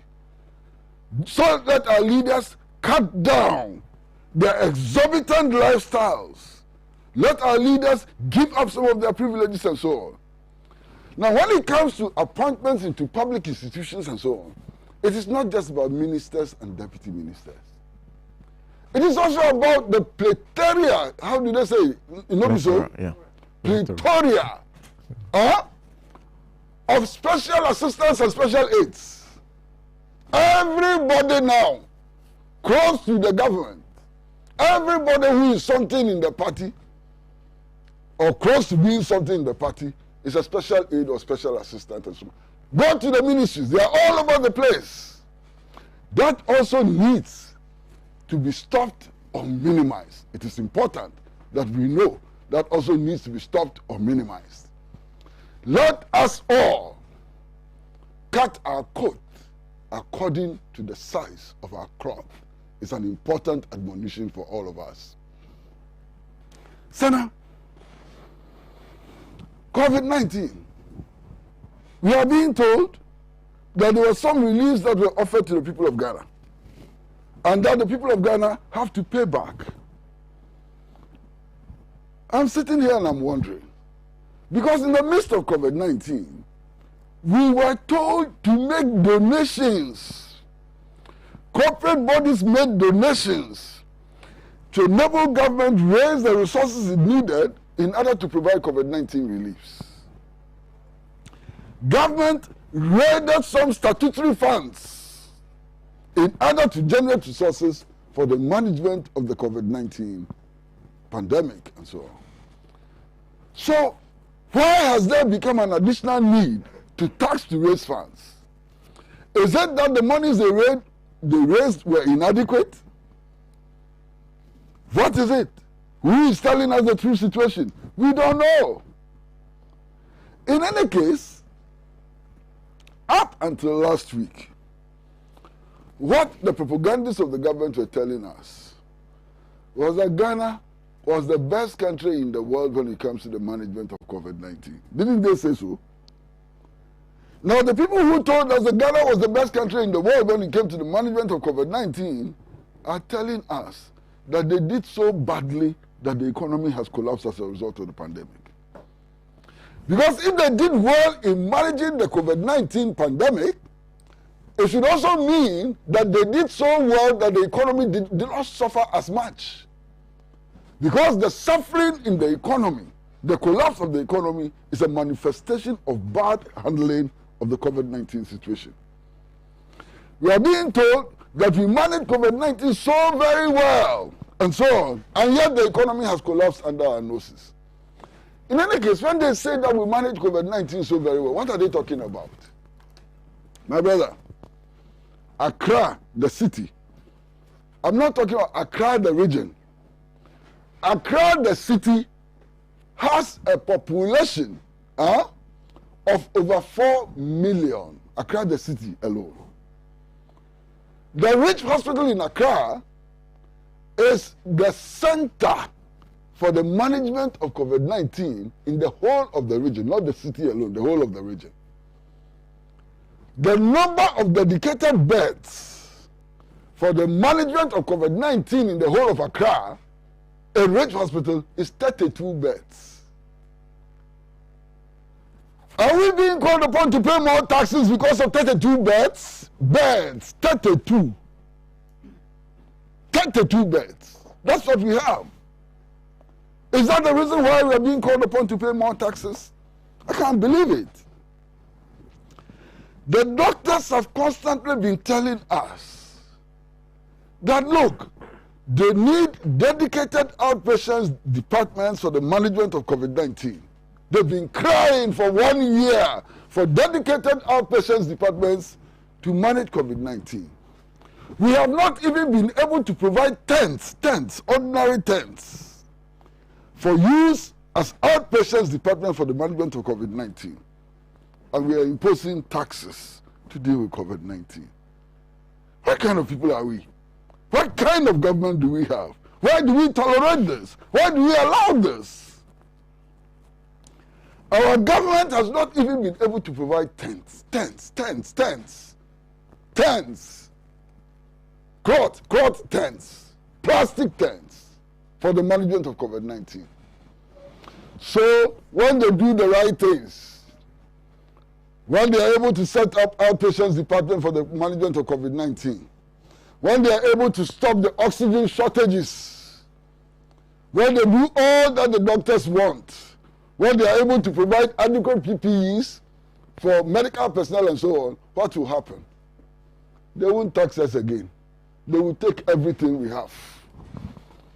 They will take everything we have, because even in the midst of this failure, this abysmal performance, look at the taxes they're asking you to pay.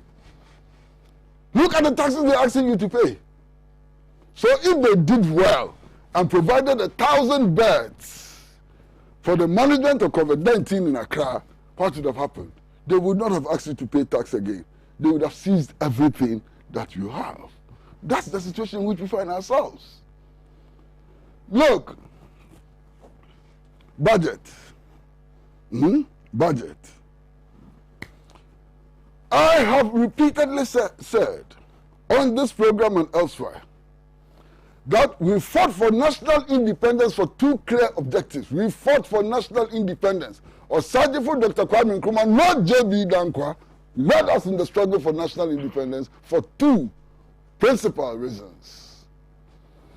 One of those principal reasons was simply that we would take our destinies into our own hands, elect our own leaders, and be responsible for the politics of our country, Ghana. That was one of the objectives. The second objective was that we were going to take control of our resources, of our gold, of our manganese, of our iron, of everything, and exploit these resources for the benefit of our people. Today, as we speak, which of the resources of Ghana are controlled by the Ghanaian people and exploited for the benefit of the Ghanaian people? None whatsoever. All of these resources have been made available to multinational corporations of the colonial metropolis. Our people benefit, if they benefit at all, very little from the exploitation of these resources. That is why you have a huge hole, a huge black hole, huge and deep black hole in the economy. To fill that huge and deep black hole, you don't need taxes. You need to revisit the independence project to make sure that the people of Ghana take control of their natural resources, of all of their resources, and exploit these resources for their own benefit. Look, this is 2021. 2021. And you still have this foreign exchange retention agreement with the mining companies. The Bank of Ghana has signed the foreign exchange retention agreement with the mining companies. Under this agreement, the mining companies are able to retain up to 98% of the total value of minerals exported from here abroad. Why would you not have a huge black hole, huge and deep black hole in your economy? Taxation would not change the situation. Taxation would not reverse the impact of the foreign exchange retention agreement. Taxation is no solution to that one. Look, since the budget was introduced, I haven't heard of any independent mass organization in Ghana which has not complained. If you have heard of any independent mass organization in Ghana which has not complained, tell me. The Trades Union Congress has complained. Trades Union Congress has complained. You understand? The Ghana Traders Union has complained bitterly. The Peasant Farmers Association has complained. Indeed, the General Agricultural Workers Union was crying out only 3 days ago. Teachers' unions are crying out. Drivers' unions are crying out. All the independent mass organizations are crying out against this budget. Why so? If you take farmers' organizations in this country, why wouldn't they cry? The farmers' organizations in this country are facing a huge monumental problem. Master, before, our farmers, when they planted corn, did not have to buy seeds for the next season. Our farmers created their own seeds and so on. That situation has changed because of the kind of agriculture we have introduced. So every season, our farmers now have to go and look for money to go and buy seeds before they can plant. Our farmers are suffering because they do not have access to seeds. And indeed, if you see the statement issued by the General Agricultural Workers Union, even the seeds they have to buy sometimes are inferior and produce low yields. It is my good friend ABA Fuseni who has said repeatedly that if you have your mouth in another person's kitchen, you will be permanently enslaved by that person. Our agriculture is collapsing. In spite of the claims by the president, our agriculture is collapsing. And evidence of that can be found in the poultry industry. Poultry products, the prices of poultry products are jumping through the skies. The Poultry Farmers Association has come publicly and they have said that, look, they are suffering because they can't find maize to produce feed. The price of maize has almost doubled to the detriment of poultry farming. Now we have come to the point where we are even importing guinea fowls. Whoever thought that Ghana would be importing guinea fowls? We are now importing guinea fowls from Denmark. We are importing guinea fowls from Denmark. Go to any street corner anywhere in this country and buy kenke for yourself. And then come and tell me that our agriculture is improving. Now, you can get a bowl of kenke for between 2 cedis and 2 cedis 50 pesos. Where the price has not increased, the size has shrunk. That is our reality. Where the price has not increased, the size of kenke has shrunk. And that is our reality. In the midst of all this, we are told by the Ministry of Agriculture that you can actually buy a bunch of plantain for 5 cedis. Where? I bought a bunch of plantain from the Domain market. Small bunch, not a big bunch. Only yesterday. And I paid 35 cedis for it. So they don't even go to the market. They don't know what we suffer in the market. And they make all these kinds of statements and so on. The economy of Ghana needs fundamental restructuring. What the economy of Ghana needs is a fundamental restructuring. A fundamental restructuring which makes the citizens of Ghana masters of their own destiny. A fundamental restructuring which reshapes the colonial relationships, the neo-colonial relationships in favor of our people. Not this kind of arrangement, tax. Anytime there's a problem, tax. Anytime there's a problem, tax. Anytime there's a problem, tax. And when you question them, they have 2 answers. 2 answers, it always comes. When you raise issues about their performance and their ideas and so on, first and foremost, they will tell you that they are doing better than the NDC. Who cares? Who cares whether you are doing better than the NDC? The correct thing needs to be done. The second thing they do is that they look at you and say, no, you are an NDC person. So anybody who disagrees with them, anybody who criticizes them is an NDC person. That is no solution to the problems, the hydra problems that we have in this country. This country is dying. The economy is collapsing. And you see, all these micro and macroeconomic indicators, if you were to ask the relevant questions about them, you find that they tell you nothing. You come to power and you rebase the economy and you change the method of calculation inflation by introducing other items into the basket. So now you have more than 100 items in the basket for calculating inflation. And you say that, oh, inflation rate has gone down. We have single-digit inflation. Use the method which was used in calculating inflation before you came and see where inflation would be. This deception ought to stop. This deception ought to stop. Look, the people of Ghana, they are not weak. The people of Ghana, they are not fools. These are the same people who fought against British colonialism and toppled British colonialism. These are the same people who have fought against all the dictatorships we have had in this country and defeated them. The people of Ghana are a resilient and proud people. The people of Ghana are not cowards. They are courageous. And at the appropriate time, as Kwame Nkrumah has said, they are slow to anger. They are slow to anger. But the time will come when they can no longer contain their suffering and their anger.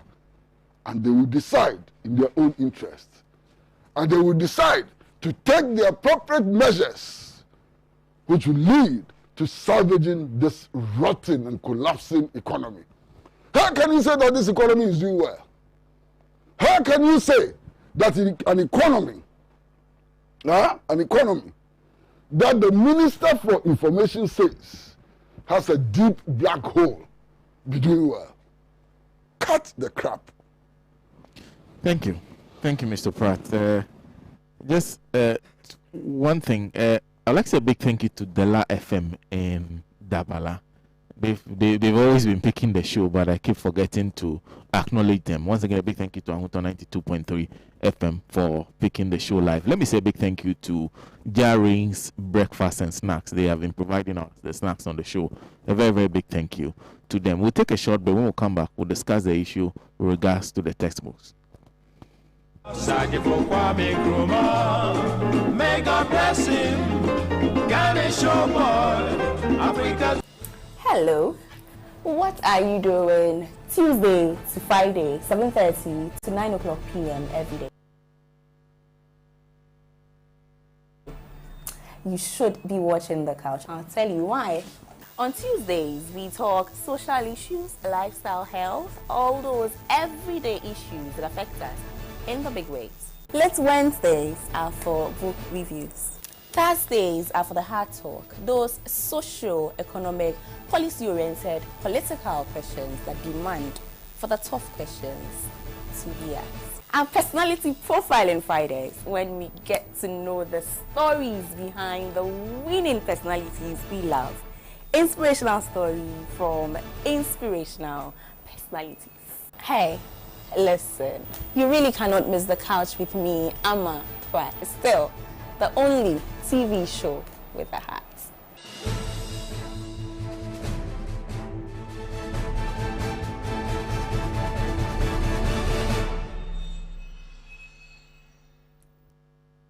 Great song, Sergeant for Dr. Nkrumah.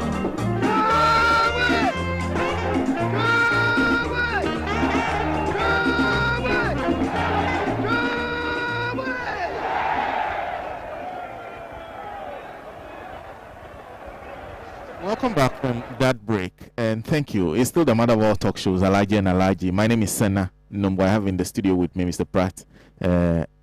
Kwesi Pratt Jr. I also have Mujib Rahman from the New Patriotic Party, and we have the privilege of having the General Secretary of the Convention People's Party, Nana Yajanto, join us today. And then very close to me is a former member of Parliament for Tamale Central, Alhaji Inusa Fuseni. Just a former member of Parliament. Yes, I know. I know. So this is just a few messages. Happy August says, wow, that's a wonderful exposition of wisdom by a comrade lady of CPP. Tell them, Bawumia was on the rooftop extolling the phantom strength of the economy. When GM challenged him, what was his response? Rather than respond directly to GM, he descended into the gutter to refer to their oft-repeated propaganda of flying guinea fowls to Burkina Faso. The economic fundamentals are weak. Definitely COVID-19 will expose you. In the UK, the government has been paying 80% of the salary of workers on furloughs until September this year, since April 2020. Meanwhile, taxes had not been raised. Rather, income tax has been frozen, and it's only company tax that has been increased. Business rates and rents had been reduced, and millions have been given to schools to provide extra catch-up learning and teaching. Mary Ebu says, a beautiful woman. I've enjoyed listening to her submission. Basic fundamental question. What happened to the COVID fund? Why aren't we asking Madame Sophia Akufo to give us an account? It's been a year now. The government had been exceptionally deceptive. Period. Thank you. And thank you too for that message. Just one or two more messages from our Facebook. Ruka Abu Bakar says, Sena, when this government and his family and friends were looting this country left, right, and center, they didn't know that they would need the support of all of us when the country was depressed.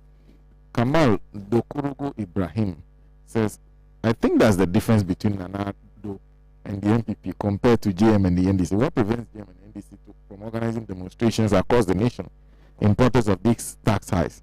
You don't expect Nana Addo to organize demonstration against his own government. Sometimes the NDC and his sympathizers talk too much, but do little. There couldn't be any better time for such demonstration, but demonstrations don't organize themselves. People organize them. Let GM and the other parties in opposition show leadership. They should show up or shut up, he says. And then Wododu just sent me this one a bit earlier on. Says, Akufo-Addo said Ghana was beyond aid. He was right. He actually meant no aid to Ghana, no matter how much under his watch will help Ghana. Let's move on to the issue of the textbooks. And I'll start once again with Honorable Yunus Afeset. Okay. So now, this country, sometimes you have reason to believe that our institutions, supervisory institutions, fail us a lot. Coming to build up this country as a unitary state. In the words of Ajampong, a country of one people, one nation, and one destiny. Now, it means that as a people, we must always strive to see ourselves defined by our oneness as Ghanaians. And that is why I have never liked people and parties that seek to define their loyalty and attachment to Ghana by their tribes. That is a sure recipe for disaster. And when you don't define, yourself according to your nation as a people, then you give room for ethnic bigotry like the one we have seen.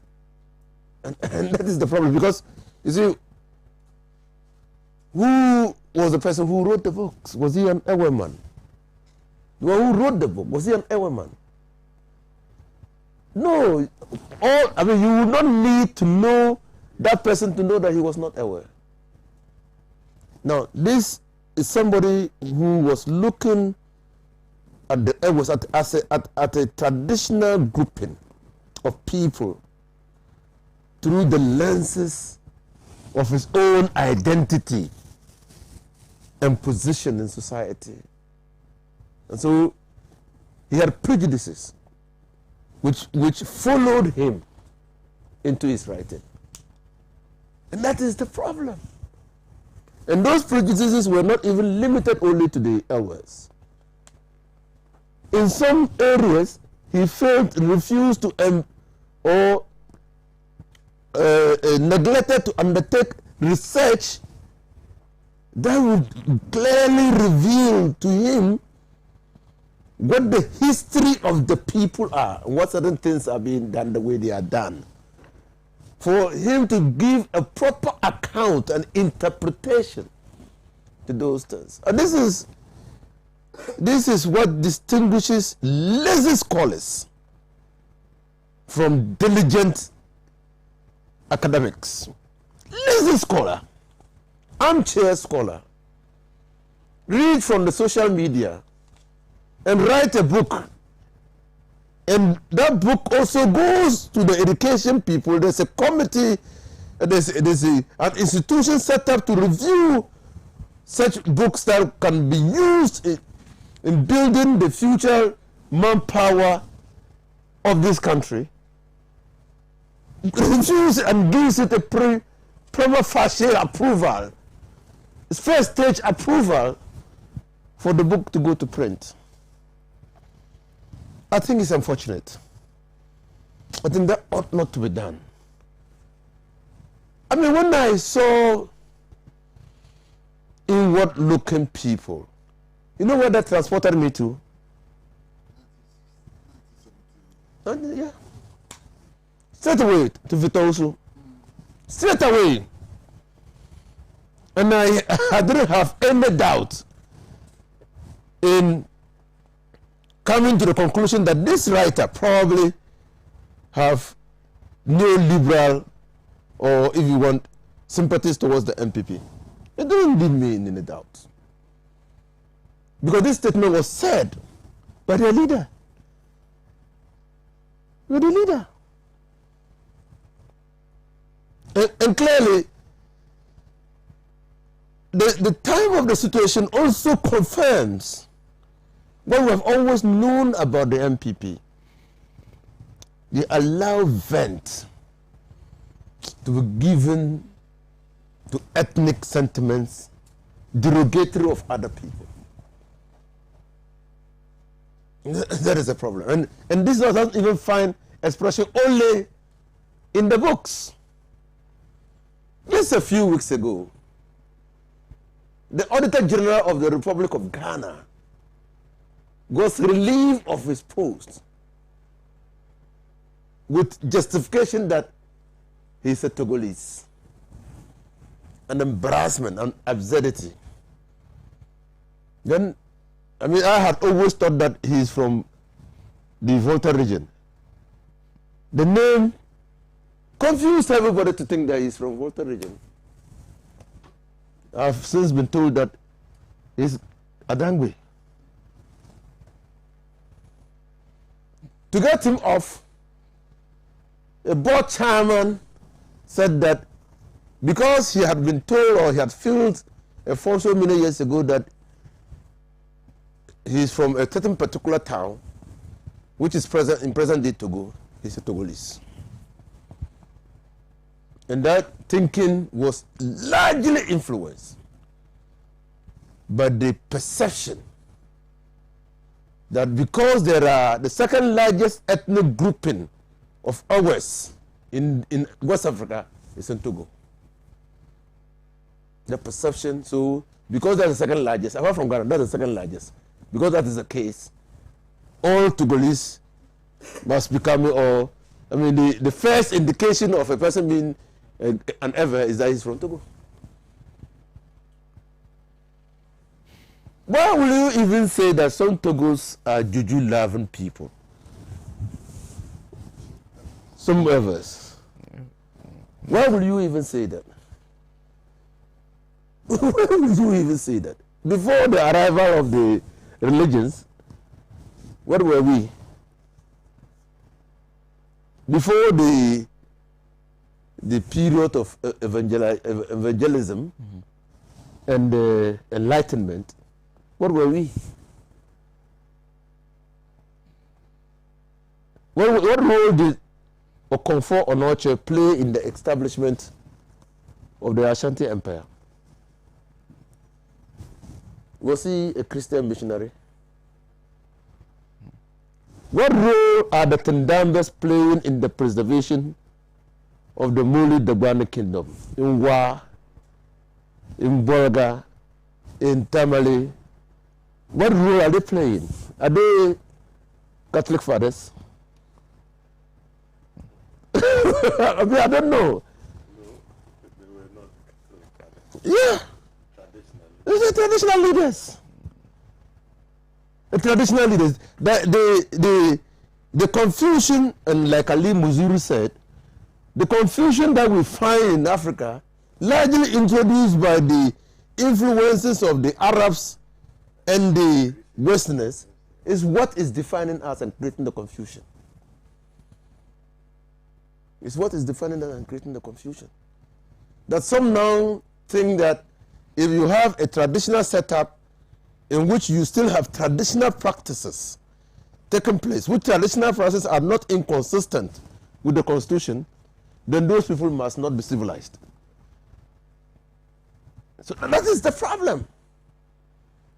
And you have a group of people who think that way, and when those who think that way are in positions of authority, they foist those views on all of us. They foist on all of us. Somewhere I read that a Dagomba king burned down his own palace. It cannot be true. It's sacrilegious, it's an abomination for a chief or a king to burn down his own palace. That will deprive him. It's sacrilegious because if a chief does that, his offsprings cannot become chiefs. It's just like urinating on the stool. It will not be, it cannot happen. And then somebody rises. I mean, he doesn't even understand the traditions. So he's comfortable in writing that there was once a chief in Dagbong who burned down the palace. But that is why palaces don't belong to chiefs, they belong to the setup. In Dagbong, for instance. So that if you have a chief, he only moves from palace to palace. They are state houses. They are state houses. They are the state houses. Just like Nana Akufo-Addo did not build his own Jubilee house. The Ibri there, he did not build it. They are state houses, the government houses. So the Bon state, major chiefs live in state houses, the Bon state houses. So you can't burn it down.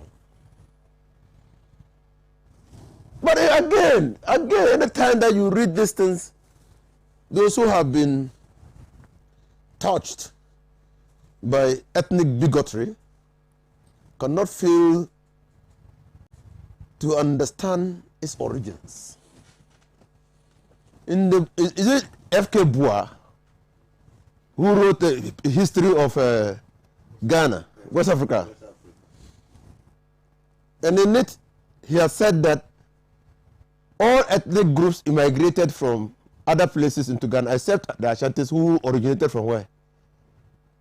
Who came out of holes, like termites. That book clearly, the intendment, clearly, is to say that, oh, all other people who are in Ghana are not native Ghanaians, except their accounts. So that's a history.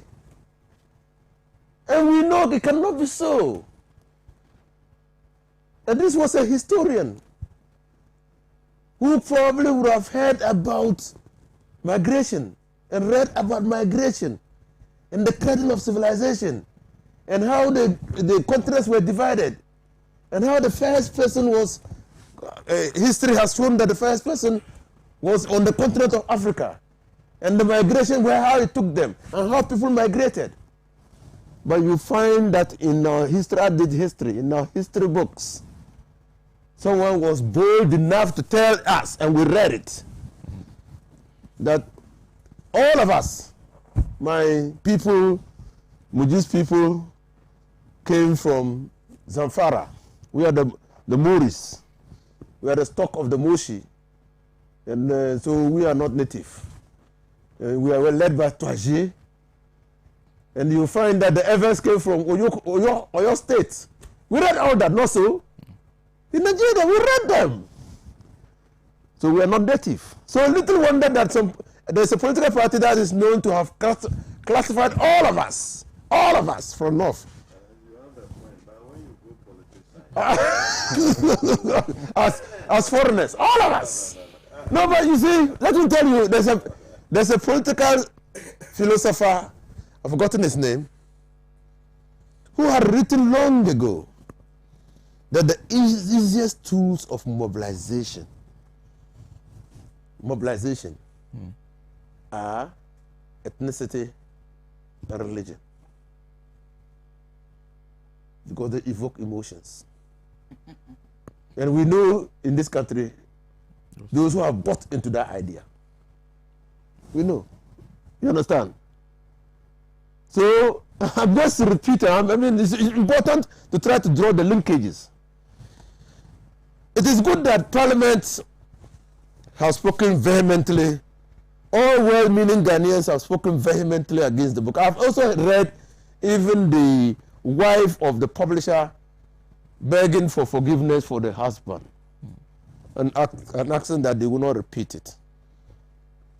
I don't blame the husband. I don't hold him responsible for anything. I hold the Ministry of Education, the Ghana Education Service, and the National Curriculum and what development NACA responsible.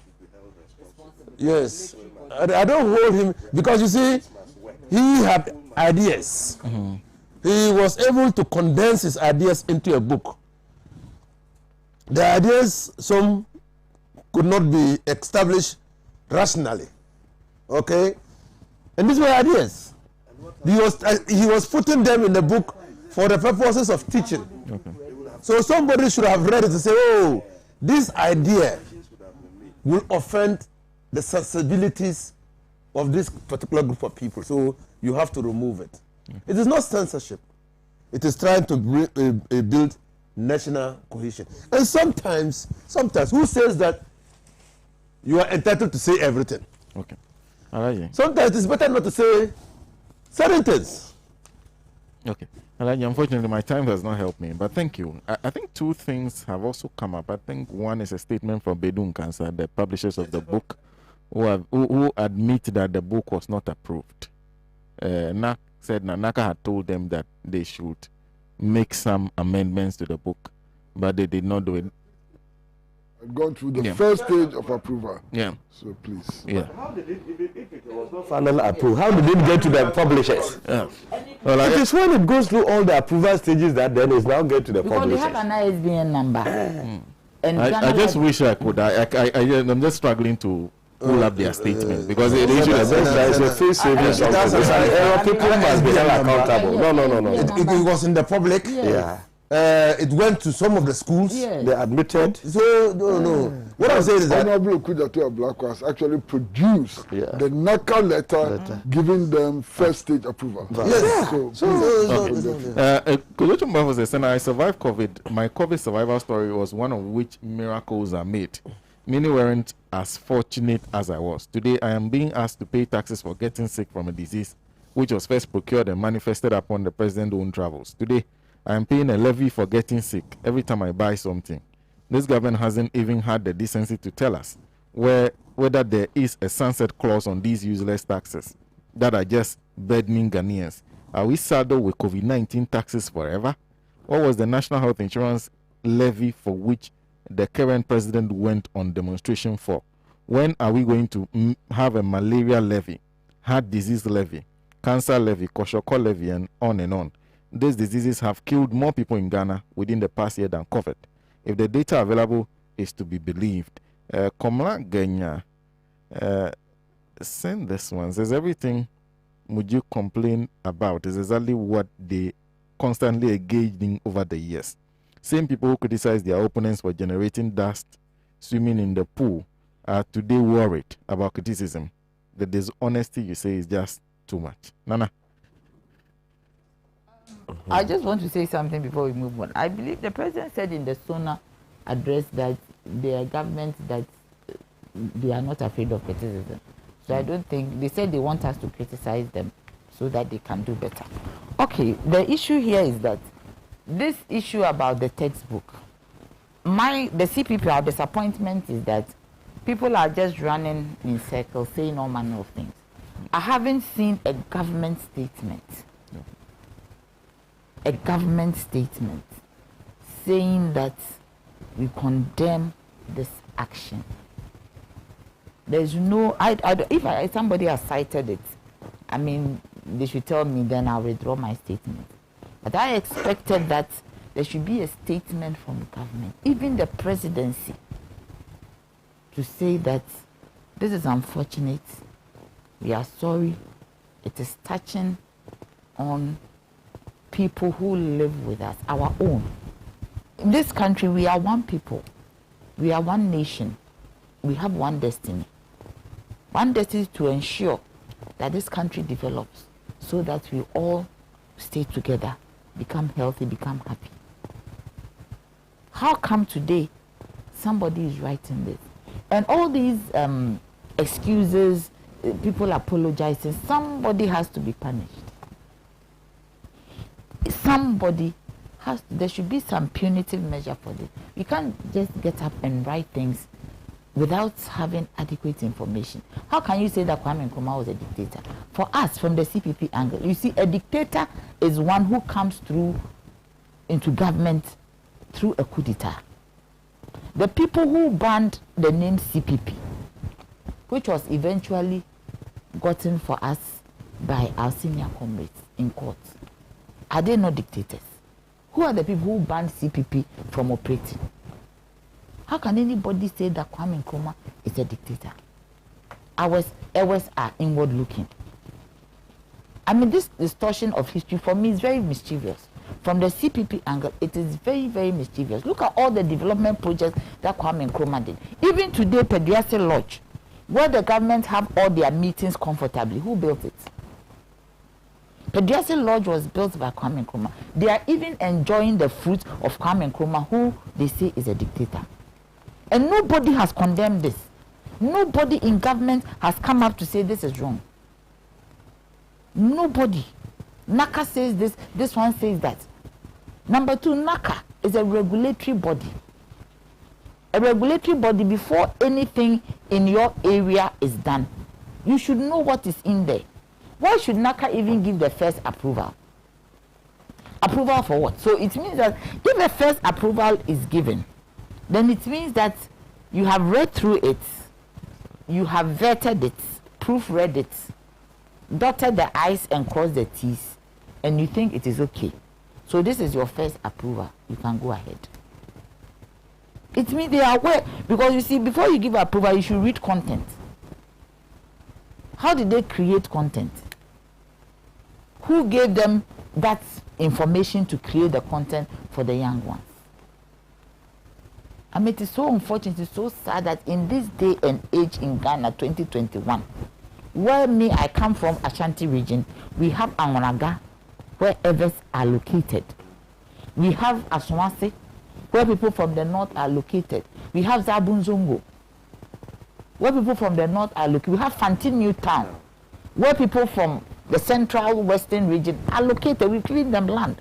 We marry amongst ourselves. And today somebody is condemning one tribe. How did that happen? And it is actually printed. It is content being distributed in school. I think that whoever is the head of NACA should be sacked. That person should be sacked. Because it went through like this. The children have read it. They are talking about it. Kwame Nkrumah is a dictator. Kwame Nkrumah didn't do any development. All these things. Others are inward looking. How can this be? Now people are even coming up with more. They are coming up with more things. Some are so nauseating, I don't even want to mention it here. So how can that happen? So our children are not even safe in schools. The history of this country is being distorted. But what we have to say from the CPP is saying that Kwame Nkrumah never dies. No matter how you want to change history, no matter how you want to distort it, you can never destroy the name Kwame Nkrumah. You can never destroy his footprints. You can see it all over. He's an icon of the millennium. And we CPP, we condemn this in no uncertain ways. See, that is why we in the Convention People's Party, we don't have a constituency. The whole of Ghana is a constituency. Because we believe in unity. We believe that this country will stand tall if we come together. If we're united in doing things and we have not been divided, that some other tribe think they are superior to another, we will not be in this state in which we are. We need to unite. And we need to condemn it without no uncertainty. Me, I am expecting a statement from the president, who is like my father. I am expecting a statement from him because I know that typically he will not endorse this. So whoever is not making him come out, he should come out and tell us that this is not right. So we know that at the highest level of government, they are committed to unity. If that is not done, then it means that they are condoning what is going on. Thank you. Thank you very much. Before I come to you, I think I still made a mistake in the Dabala station's name. Very close to me. I'm from Sogakopa, but it's Sela Radio actually. Sela Radio in Dabala. A very big thank you to them. This one is from DJ says, good morning, Sena, and all your guests. Can you please ask Comrade Pratt to keep on with the fight for Ghana? And if possible, sue the one who published in the newspaper that he was leaving the NDC. Also ask the MPP man over there where the balance of 17.5 billion Ghana cedis of the COVID money went. Who in his or her right frame of mind will eat a food package not knowing how it was repaired? And worst of all, with the picture, said they were distributed to party card holders and they are the people who are to be asked to pay back. Where did the COVID 17.5 billion cedis go? Mujib. Sena, thank you. This is not the first time, but me, Sena, when it comes to issues of tribe and religion, my position is clear. And I keep telling friends that, look, we shouldn't let our political leanings take away the shine, the love that we have for our country. Because it is because we have Ghana as our country. That is why, madam, we now have parties. And every politician who is desiring to become leader want to develop this country. So if we seek to divide ourselves and try to place maybe some are more important than others, and without unity in the country, you can always get to the top, but it will be very difficult to succeed if you don't get the country behind you. That is why when it comes to issues of tribe and religion, we ought to be very careful as a people. So now when this issue came up, I'm worried to the extent that I don't understand, but I'm looking at past events and what is happening now. It is feeding to some perception some people are holding, madam. And if care is not taken, it will get to a point that no explanation can change that. So now let me tell you, I don't know, ALHAJI, whether it was the 2018 or 2019 budget. There was an omission of Volta region rules. And the caucus from the Volta region didn't take it kindly. They tried to play politics out of it. Mommy, exactly, which was corrected. Recent time, proud to... Madam, I am coming. My point is linking to what has happened now. Okay. I want to believe that maybe there are certain elements within the system who always seek to cause confusion in what is happening.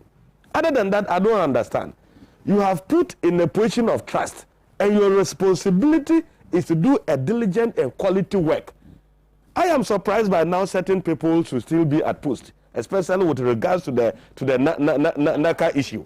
People have to be sacked. People have to be resigned. Well, you have failed the nation, and your failure to do a diligent work can cost the nation a lot. Look at the uproar, and look at how people are complaining and now linking it to other issues. So now I hope you are getting my point. That is what I am worried. I am worried because we need a united country, and no tribe is more superior than the other. First of all, we are all Ghanaians, we belong to tribes, but the focal point should be, how do we develop this country? If Ghana is developed, everybody will be better.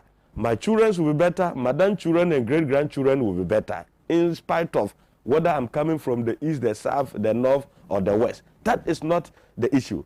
But when we fail to do what we are supposed... But you are worried, but your party is not worried. Madam, I am coming there. I am coming there. That is what you are. That is where you have a problem. Okay.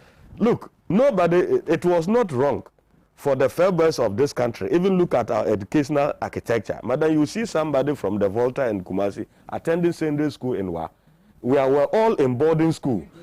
No, even Sunday school. What Sunday school? Being in the same dormitory. 2 beds, top down, to live in harmony. By the time even we all finish school, you understand certain aspects of where Madam is coming from. Madam also understands certain aspects of where I'm coming from. So we understand ourselves to the extent that we even marry. Many of my brothers here have married a woman in down south, some from the Volta region, Central region, etc., etc. The same as them also intermarriage. That is very beautiful part of our culture. Why should we at this stage seek to cause confusion by trying to say these people don't matter, they are not matter? Who is doing it? I don't want to believe that it is because of the current occupiers of national positions with regards to government. That is why all these things are happening. That is why I will call for a thorough investigation into what has happened recently to make sure that government indeed is innocent about what has happened, because people must made to account their failures. It is very, very important. Why, Sena? Why? It will not send us anywhere. And if care is not taken, I kept saying it. Look, people must fight for identity to their last blood. If they know this is where they belong and you want to forcefully get them out, they will rise up. And I don't pray we get to that stage. And when we get to that stage, this country, nobody can stop. And which it will not be the best for us. So it is from day one, I think that something has to be done about it. But mommy, this issue of you people also trying to force it on the people of Ghana, that long before this has been the position of the UP tradition must stop. I had the opportunity, I had the opportunity of asking senior members of my party, why is it that growing up they said these people are inward-looking people? And I was told even that was only the distance that they picked and highlighted it. It was stated in a context. I hope you are getting the argument. And you know, but because of political expediency, they just decided to bring out that statement and now keep hammering it. Many years ago, oh man. You have confirmed man. But were you lying? You were not lying. I hope you are getting the argument. But that cannot also exonerate you people. Why it is only people? Okay, let me even stop. It's not only dictators that come through with guns. Some come through elections. So some come through elections, but their actions will reveal that they are dictators. I refer to Ali Mazrui. I refer to Ali Mazrui, who described Nkrumah as a very beautiful Democrat, but ended up as a dictator, and referred to Rawlings as somebody who came through a dictator and ended up as a Democrat. That is how it is. So, in what way? In what way, madam? No, I am now referring to that those elements who held the madam. That is somebody's view. In the 1990, in our constitution now, the 1992 constitution, somebody's view. In the 1992, madam, listen to this people to read and imbibe as young people. And to listen to me. And to listen to me now. Listen to me. It's not what we are talking about. Now you must write. People must write. You have exposed yourself. I don't want to argue with you again. Now we know where this is coming from. You have exposed yourself completely. Now we know the foundation. So you stop madam for me to conclude. Are we now fighting? We are not fighting. So let me conclude. So it doesn't far. You've made your purpose. So let me go. Because I didn't want to go there, but madam seems to also like towing the line of those elements who think that maybe anytime MPP is in government, we try to rewrite or touch certain parts of our history in this country. President Kufu. Change the Republic Day. Oh man.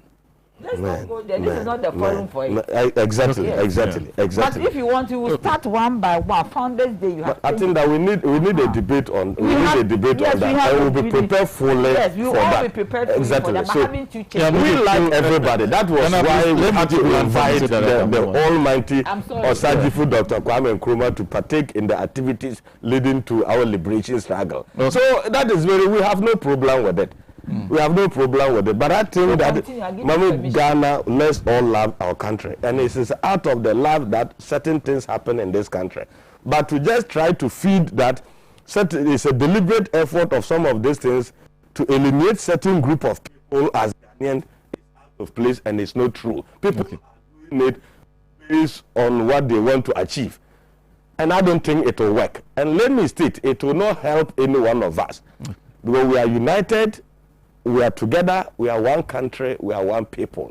It is true that we belong to A, B, C, D, but number one, we are one. Let's get it clear for a move Ghana forward. Thank you, Mujib. Thank you very much. Just two messages. First from Ambassador Sampiale, who says, according to the authentic history of West Africa, the real and original indigenous people who were in present-day Ghana before the migration was the Bono states. All others migrated southwest after the fall of the Ghana Empire. That book is not a mistake at all. It is a combination of the grand agenda to change and restore the history of Ghana. It was for this reason that the schools did not have the textbooks. They were kept to be released if the MPP won the second term, and so they did. But history cannot be hidden or whitewashed. Nkrumah is Nkrumah, original and authentic. Nkrumah never dies, he says. The other one is from Sena, who says, tribal bigotry has no space in Ghana. Let NACA, the publishers of that unfortunate content, and their political leaders bow their heads in shame. Ghana will remain a strong, united, and peaceful country, no matter how hard they are. Thank you. And, okay, Kojochumba says, Sena, on the subject of those bigoted books, please ask Mujib to educate me on the origins of his, he said of his nephew and my son, Rahim or Allah's heritage. How pathetic he lands. And Angelo Kojofiagbe says the sentimental tribal book was altered and okay from the seat of government. Okay. But Sena, they ever know who they are, and they are alive to defend themselves. Founder of Ghana, Dr. Kwame Nkrumah, is not alive. So who defends him now? I cry for Ghana when I listen to Julius Malema vociferously telling his people that Dr. Kwame Nkrumah's blood flows through his veins. Mr. Pratt. Well, I think the first and most important point to make is that the ideas expressed in these books are not new and they are not strange. These are ideas which have been expressed over the ages. These are ideas which have come from some political leaders and so on. And those who wrote these textbooks clearly had an eye on pleasing their political masters. And there can be no doubt about this. The idea of people from the Volta region being inward-looking is not new. This was a statement which was made by the leader of the Danko Buzia tradition some time ago. It's not new. The idea that the name Ghana was proposed by J.B. Danko and that Nkrumah was a dictator and that the CPP was an irresponsible political party and so on. Those ideas are not different from ideas publicly expressed by the Right Honorable Mike Okoye, former Speaker of Parliament. Indeed, only 2 months ago, a little over 2 months ago, the government was insisting that Professor Mike Okoye should be elected Speaker of Parliament in spite of his views. So, I think we should be left in no doubt at all that the positions in this book are not new, they are not strange, and that they come from a clearly identified political tradition. And that clearly identified political tradition has been in the business, the futile business of denigrating Nkrumah, and showing up sometimes terrorists and hoodlums as the heroes of Ghana. There's no doubt at all about it. You understand? Now, I sit here and I hear people proclaiming Nkrumah to be a dictator. And they claim that Nkrumah was a dictator because he introduced the Preventive Detention Act.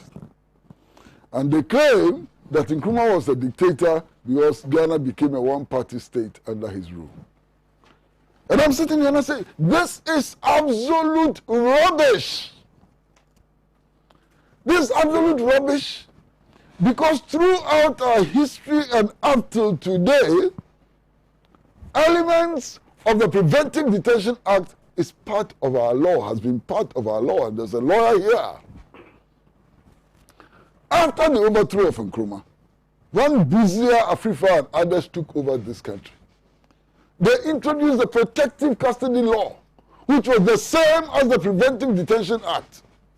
So if Nkrumah was a dictator, Buzia was a dictator, Afrifa was a dictator, Hali was a dictator, all of them were dictators.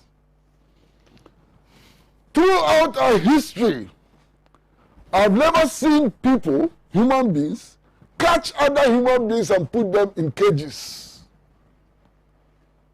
That happened under the National Liberation Council, to which Buzia was his political advisor.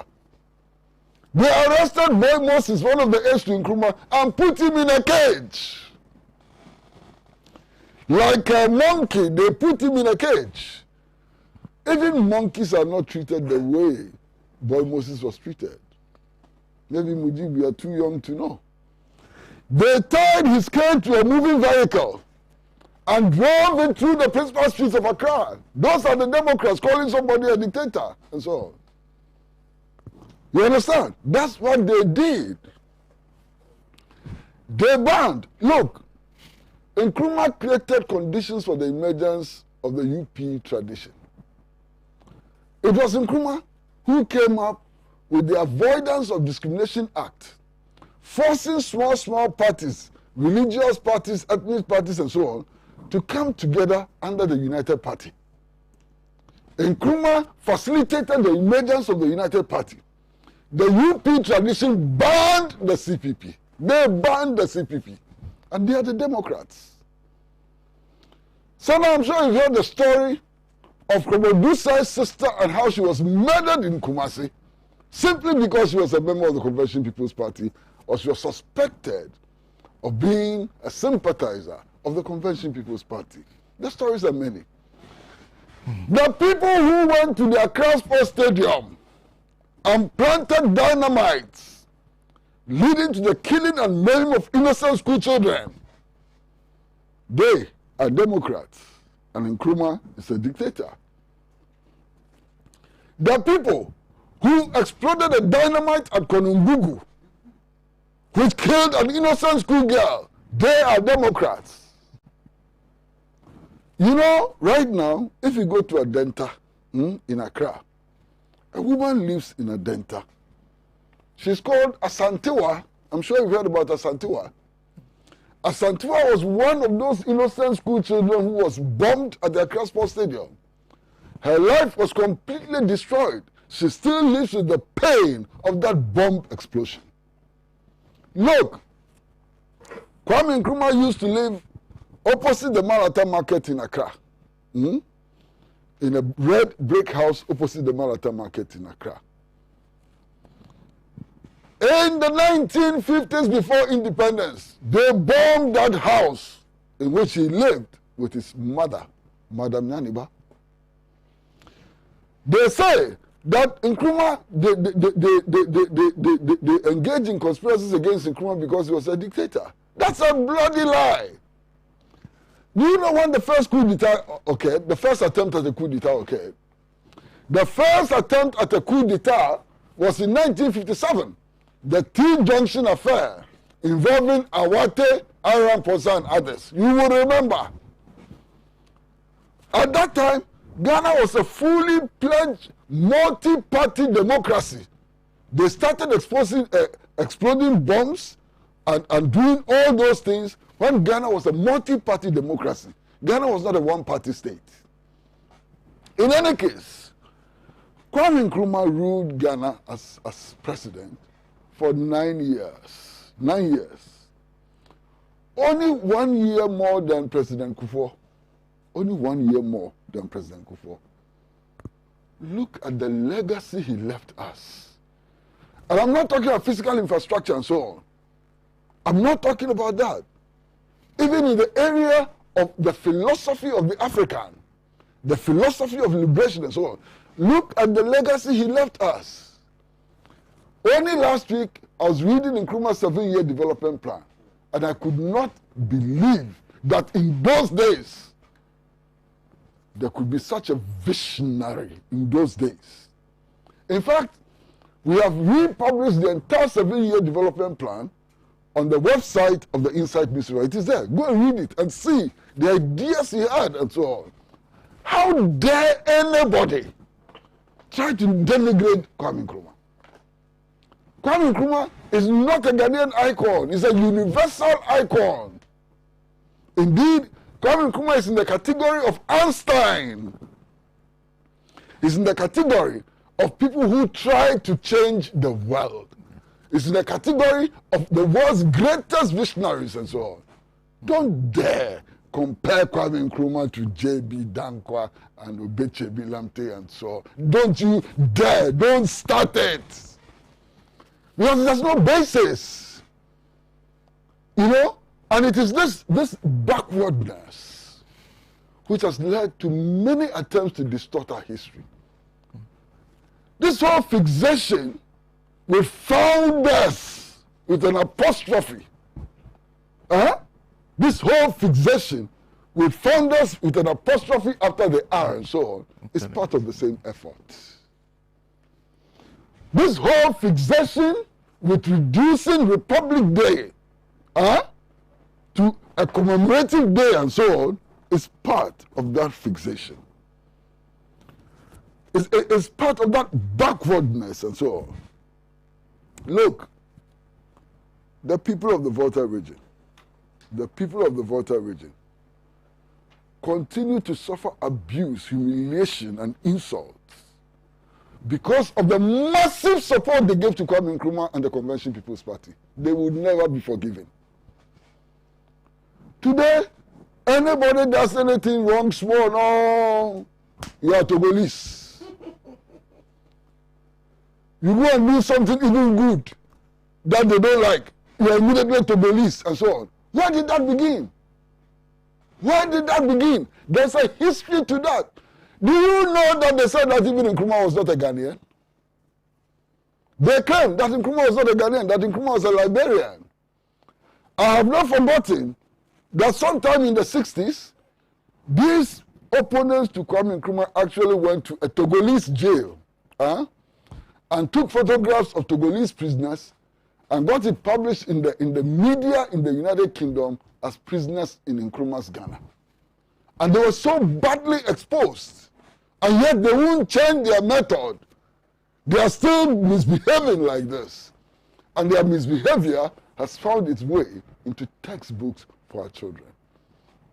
Sena, they are entitled to their beliefs. And their beliefs would not triumph. Their beliefs would not become popular beliefs in Ghana. They have never been popular beliefs in Ghana. And I have said repeatedly that anybody who tries to denigrate the name of Nkrumah is like kicking your foot against a rock. Only your feet will suffer. I've always said that. But Sena, they are entitled to their views. They are entitled to their own distorted facts about our history and so on.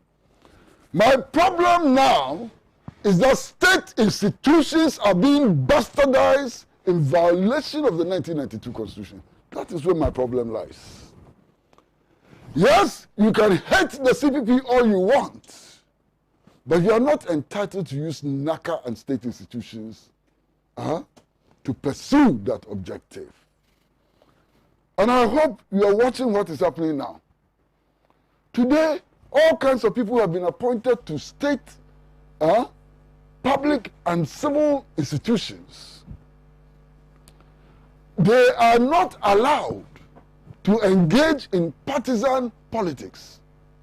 But they are all over the place, issuing statements and so on. We need to watch that. The politicization of the state, the partisan politicization of the civil and public service is something that we should worry about. During the week, I don't know if you saw somebody who has been issuing statements justifying the Japan deal. And to my shock, I found out that he's a serving public relations officer of the National Lotteries Authority. To my shock, it is not allowed. It's a sin against the Constitution. It's a sin against all the rules in our public service and civil service. Those who want to do partisan politics, MPP versus CPP and so on, please let them join the party communication team like Mujib and others have done. But they cannot be allowed to use state institutions and state resources to pursue that agenda. Because that agenda, if it is pursued, using state institutions would discredit our state institutions and eventually destroy them. It should not be allowed to happen. Is it any wonder that so far nobody has been published for this deliberate attack on our history? Is it any wonder?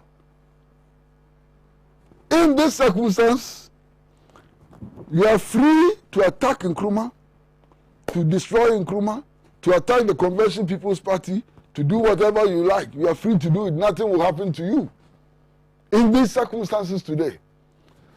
And that is why it is important for all genuine Nkrumahs to rally to the core and to make sure that the new situation prevails, in which nobody will have the effrontery of distorting our history. That is our charge. Our charge as Nkrumahs is to struggle for a new dispensation in Ghana. Thank you very much. Let me just do this. There's this particular message that is from WhatsApp line that I just wanted to draw some attention to. Is a message is not directed at us, but this is from TT in Cape Coast. Says, please use your most watch and listen to medium to let the EC chairperson know that those of us who work for the EC as temporary staff in December 2020 general elections have not been paid. So the EC should pay us. So that's the message from TT in Cape Coast. But this evening at 8 p.m., join Comrade Kwesi Pratt. He'll be having a conversation with former Member of Parliament for Damongo, Adams Mutawakilu, on the energy sector on Talk Time. So do make a date on this same channel, Pan-African TV. Do make a date for that conversation. Don't forget, until he lost his seat, he was the ranking member on the Mines and Energy Committee of Parliament for 4 years. So he's been speaking about that sector for a long time. And so he will continue to share some of the views as to the direction our energy sector is taking. So do make a date. And also importantly, I'd like to say a big thank you to Jarrings. Jarrings breakfast and snacks. They have provided the snacks that we have available today. A very, very big thank you to them. And once again, a big thank you to Sela Radio, a big thank you to Radio Kitawan, a big thank you to the several other radio stations. There are some internet radio that are picking us live. Let me just acknowledge Kaba Radio and Adamfopa Media. Of course, we're also live on Radio Gold 90.5 FM on any of the radio streaming apps. And this currently ongoing is the 40-day observation of Kwesi Senti Bafoboni. And Mr. Pratt will tell you the story of how important he's been to the sustenance of this show. When he moved to Radio Gold, he was the founding chief executive of Radio Gold, passed on some 40 days ago, and it is being observed today. And so that's also ongoing. Let me say a happy birthday to Herbert Osborne Dankuluvi, and say a happy birthday in advance to Delight Gaswe, and a happy birthday to Patrick Asford Buedo, who was producing this show when he was at Radio Gold. Yesterday was his birthday. Happy birthday to you. And also to Zeo Jomo. A happy birthday to all of you. I think those are the things that I just wanted to draw attention to. So a big thank you once, as always, to Mr. Kwesi Pratt, who's managing editor of the Inside newspaper, for always making time to appear on the show. Today we had Mujib Rahman. Once again, our condolences to you. The last week we could not be here because of loss. Yeah. So our condolences to you once again. Now, Mujib Rahman is a member of the NPP's communication team. And today, like I said, we had the privilege of the General Secretary of the Convention People's Party, Nana Achimpim Jantwa, someone who we all know very well. And then sitting close to me is ALHAJI Inusa Fuseni, who is former member of Parliament for Tamale Central. Mujib said I should ask his ministerial positions, but there are a lot. I don't know where to start from, by the way. So, thank you. So you have picked that one, but there are several. You answer madam or your underground. My name is Sena. I'd like to say a big thank you to Tijani and the rest of the crew here. A very big thank you for the wonderful work that you are doing at Pan African TV and across the country on our several radio affiliates. We are back same time next week in another edition of the show. Enjoy the rest of the weekend and the week that follows. I pray it is faithful for you, and then we'll meet you back here same time on Saturday next week. Thank you for your time and have a good afternoon. He has labored, he has suffered to lead his people into the land of freedom. He is the Redeemer and the champion of liberty, of human equality. Let's salute.